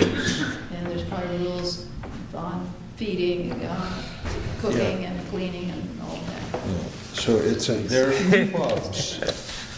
So I don't know that they're actually lodging houses. Lodging houses to me are, I've come to town to work on a cell tower. I need a place, I need a room. for, Hostel type. Hostel, yeah. Yeah, 2 months or 2 weeks or whatever. like Iron Mountain House used to be. So if we're going to just leave it in at the village, do we want to give it any further definition? Well, I'm recommending that since Dick is referring to the fact that there's a distinction in the building codes, commercial building codes, that we check on that to see if there are parameters defined there. It's such a weird definition. Hotels for transient public and lodging is not. Well, I think we all agree that it's It's bizarre. the definitions Right, I'm could here use for a some week. cleaning up. But you're thinking, you're a friend? I don't know. I don't know. I think that's a bigger thing, like you're saying. Oh, well, I just see problems in the future. Somebody reads it and says, we're gonna call it the Wildcat Lodging House. Right. And it's really not a hotel. So then we might go ahead and put further definitions into lodging house, Well, I'll according look to the into, I'm code. gonna look into the Okay, bed and breakfast code. great. Because I know that when they were thinking of a hostel over at Wentworth, when they moved across the road, and that building that was the restaurant, they were thinking of doing hostel. Well, once you looked into it, there was a whole bunch of other fire codes, egress and all this stuff, and it was like, whoa, too much.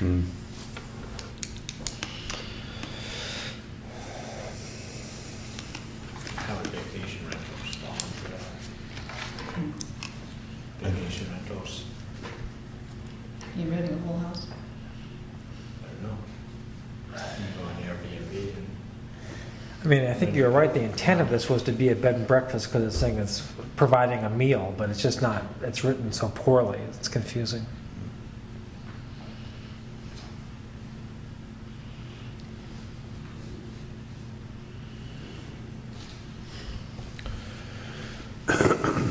Okay, so we're gonna research that a little further, so it doesn't come and bite us. General Jackson, okay, setbacks.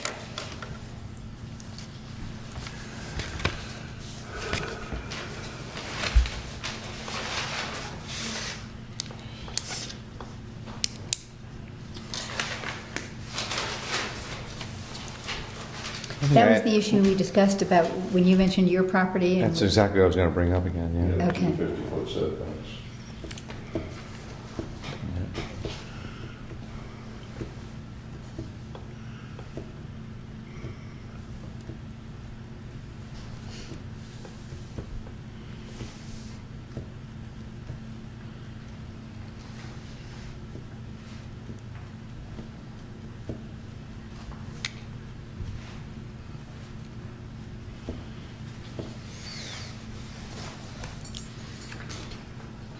Okay, John, you would like to see some relief one side or the other? Right.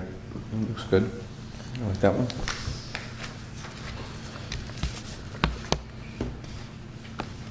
Well, that came up in the Bowringer case that was in ZBA just a few months back, or within the last year, where, you know, his neighbors they were on a corner, and he was on a corner, but they, you know, said to him, sorry, you've got 2 50-foot setbacks, you can't build within the setback.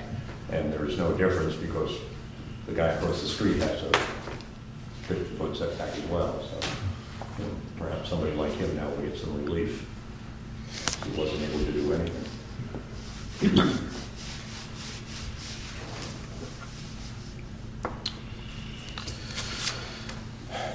See, I think they've already given some relief. That house at the start of Whitney's Hill, it's on the left.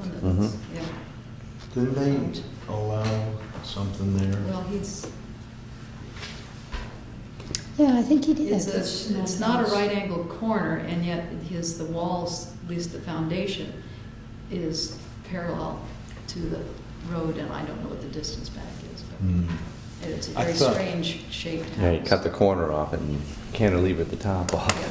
So anyway, What's his footprint? that is something for us to consider, one side or the other for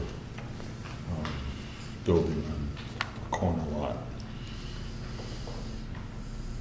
So now we're on to page 7. And that is just taking all of the rest of what was uses not permitted that refers to businesses.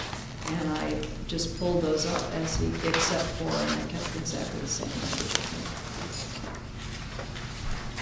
So that's just moving to get rid of that whole section of uses not permitted.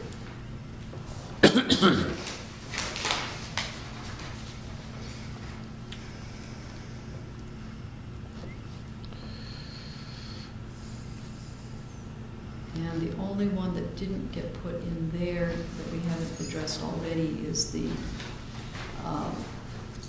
private educational facilities accepting nonprofit facilities for preschool-aged children. And that was, I think, fairly That's down at the specific. bottom, number 8 down there.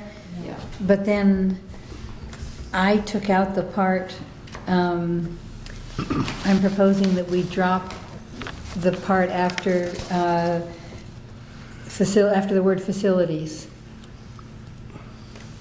I don't know how people feel about that, but it seems to me it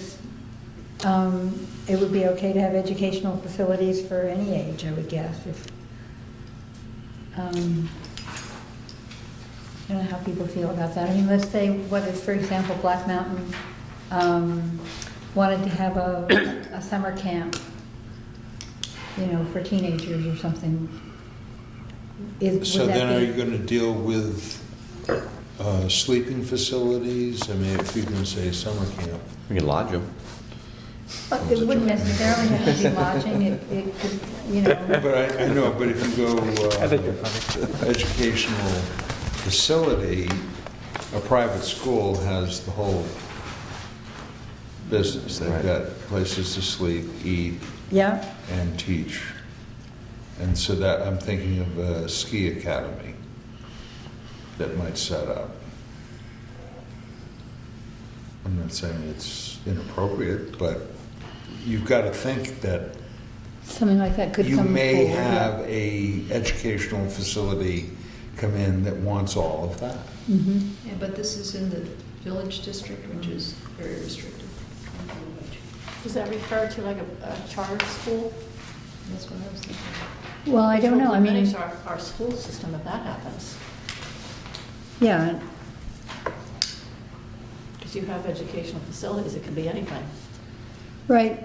You know, years ago, Melissa Nicholson started that Mountaintop Music. This is what I was thinking of when I did that suggestion. Melissa Nicholson was living up on Tyrol, I think, and she wanted to start Mountaintop Music.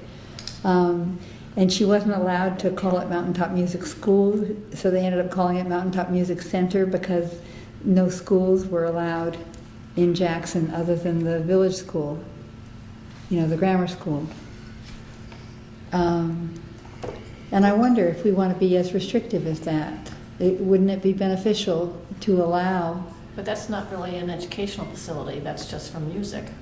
For music Well- education. Music Well, education. Yeah, but that's not going to a, It was ruled as that by the selectmen. They did not permit her to call it a school when she was setting it up. It's just something to discuss. What do people feel about, you know, you But that could was say just, that a was just day- a name, but she was able to set it up, right? Yes, but she couldn't call it a school. Why What's would the we name? not allow? What? Why would we not allow other educational Yeah. facilities? Do we want to say day, you know, day facilities or day school Daycare. facilities, day care facilities or something? Well, that's, Just limited. Why limit it? Yeah. I don't know. I just felt it'd be good to discuss to see what people feel about. well, we had a daycare here for, you know, for preschool kids. I think that's what is put in there, because they're saying, okay, we don't want private educational facilities, and I think this may be stemming from the problems that there was a private school set up in Meredith, Center Harbor area. It was a college that there was really a lot of problems with, and it since closed.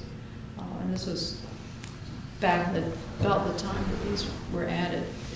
So people in Jackson would say, oh, wait, we don't want that happening to Jackson. But then we did have some preschool kids, the preschool that was being held at the church. And so they said, oh, well, so we'll accept that. We'll allow the preschool at the church, but we don't want to have something like, I forgot the name of the college. That, Well, preschool is going down to the Jackson School now, so it's preschool and first grade, and kindergarten, I mean. Isn't it preschool? No, No, the preschool preschool can't be is. school. Yeah, it's just Preschool has and, moved down to Yeah. North Conway. The one that was at the Jackson Yeah. School, Mhm. at the Jackson Church. Do you remember what the problems were that caused that concern? What, I don't, I'm just guessing, because I And didn't there used to, was it a school or a church that used to be up near your corner? I guess that was just a church. Or was there was mean, a the school corner- somewhere out in the rural Wasn't residential? the house just past the town hall, the old town hall on the right, didn't that used to be a ski academy at some point? Yes, Mr. Lodi ran it. Yeah. Oh, Yeah? But again, the question is, he ran it Is that a bad at thing? the Oscars. but as a business in town, why, what harm is there to allow schools? Right. Yeah. And in other words, how far does that Didn't they reach? have one? In other words, if you have art classes at your art gallery, which, They do. does it affect They do. that? And we don't want to stop something like that. Yeah, They had one. at and maybe school. that's a home-based business, the art gallery, with its classes. But Is So it- probably the same thing These are as a really- center and classes. Classes are not a school, classes are classes. These are educational facilities, it doesn't say school. Yeah, there's a fine distinction here. Yeah. We need to Yeah, give this some more Could be an adult education. thought. Yeah. Well, again, my question is there any type of educational program that we don't Don't want. in Yeah. town, and if so, why? Right. I mean, what if, So if we're gonna allow it, shall we put it in the rural residential district? And maybe we define it so that we can say exactly what we mean by it in the definitions. Yeah, you have Just to limit limit it. it a little bit. Yeah. that's something Gotta we think need to the to do future. some considering on this one. But then would you allow a for-profit educational facility? Right. Like you said, like a private, like a ski school? Yeah. Again, The ski if you have academy those Yeah. for rural residential, it's Making money. Yeah, exactly. separate, but starting with the village, is there any reason why we wouldn't want a profitable educational Right. facility? Or your ski, I class. guess why would it matter if it's for profit or non-profit? If it's an Right, educational, profit can be a good it's thing. educational Yeah, you facility hire is really the issue, right? Hire people. Yeah. Get profit. They're not gonna make a lot of money, I can tell you. I made a ton ski instructing for 30 A years. lot of profit in it. Casino gambling, that could be profitable. We do say private and/or charitable facilities. A charitable facility could be, or a private facility could be a school or something or other. Why don't you say educational facilities, allow them in rural residential, which means you allow them all through town. Yeah, I like that idea. So what if Ann Peterson eventually sells Spruce Mountain Lodge and somebody comes in and says, I want to set up an academy like Birth Mountain or something or other? What's the problem with it? I don't know. That's why you bring it out to the public and let them talk about it too. Right. Okay.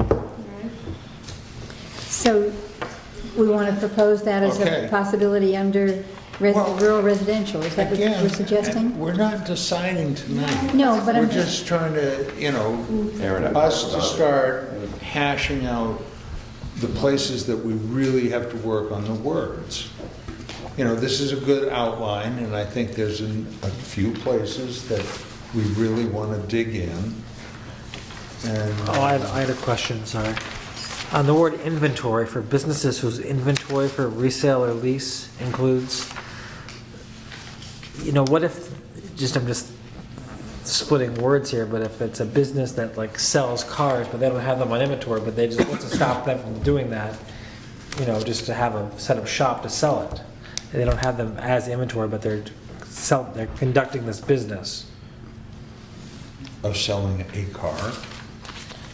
Well, I'm saying it Could be says, custom cars. I'm saying whose inventory for resale or lease includes petroleum products for self-propelled motorized vehicles. So if someone's, sets up shop saying, I sell cars, here's, they don't have the inventory per se, at the. Business has the inventory.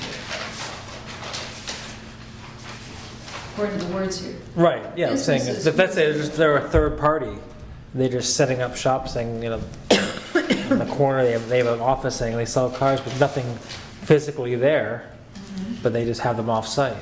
I'm just throwing out that word, so Okay.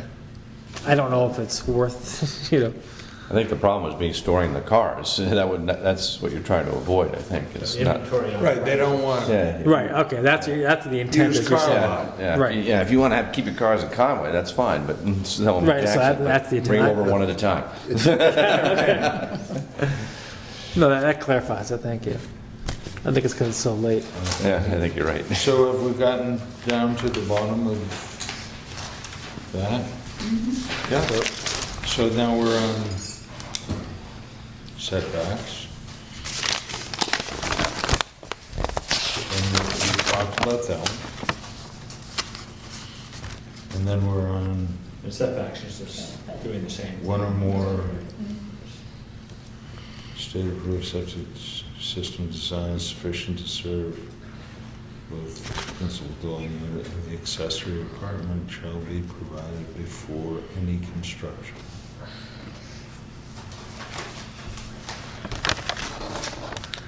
So the difference is, I think that was a recommendation both by Jerry Doherty 4 and Burr Phillips, that you make, we have a change in there, so that we're not requiring a system to be put in before the accessory apartment is able to be occupied. Right, just have It the might be design. fine, yeah. The It might be design fine has as to it be in is. place, but you don't have to create the new system until the old one fails. Yeah, makes good sense. All right, sports fans.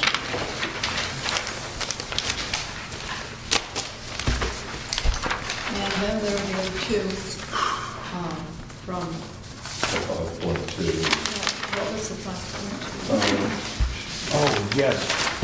Clarify the wording of section 5.2 relative to the River Conservation District boundaries and combine with section 12, which pertains to a portion of the River Conservation District.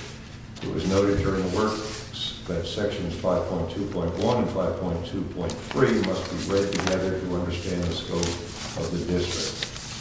In addition, there is a redundant overlay district formed by section 12, areas of special flood hazard.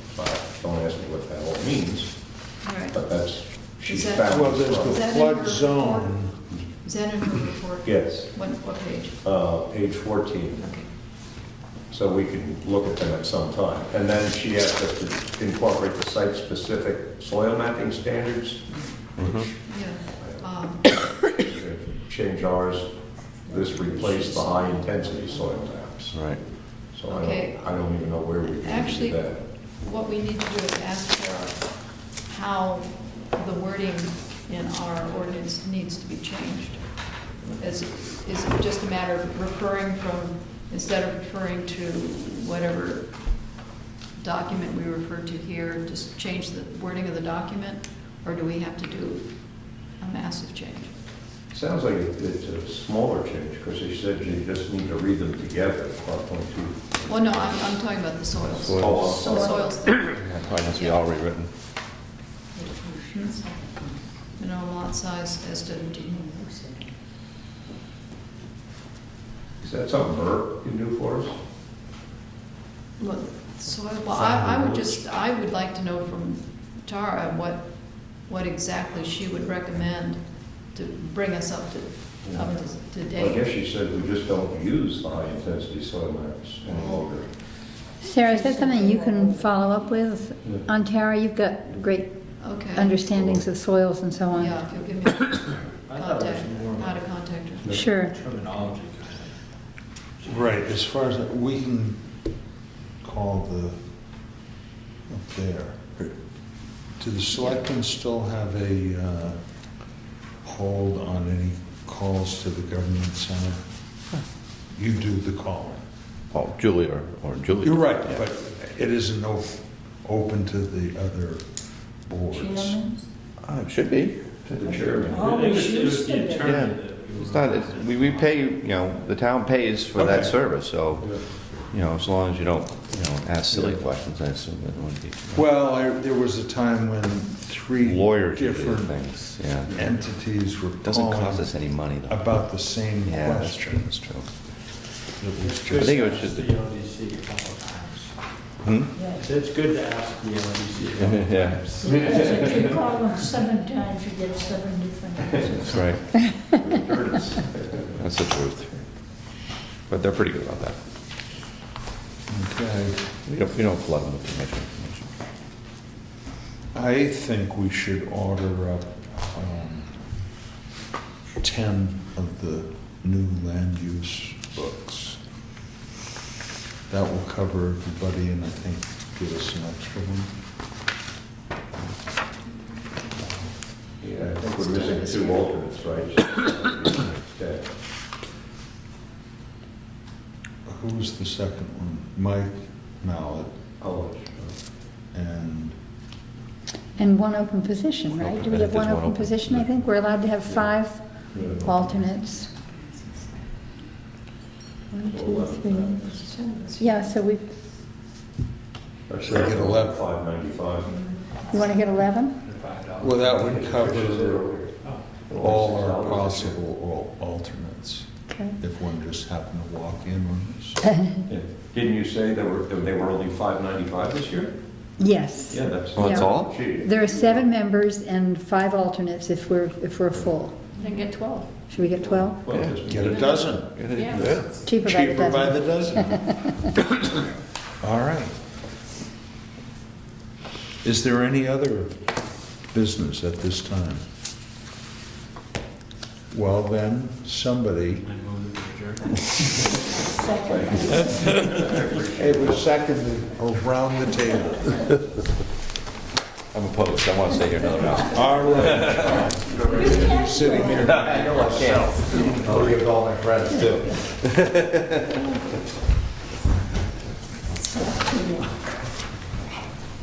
Back in my college, we used to play soccer with 30 goals this last week.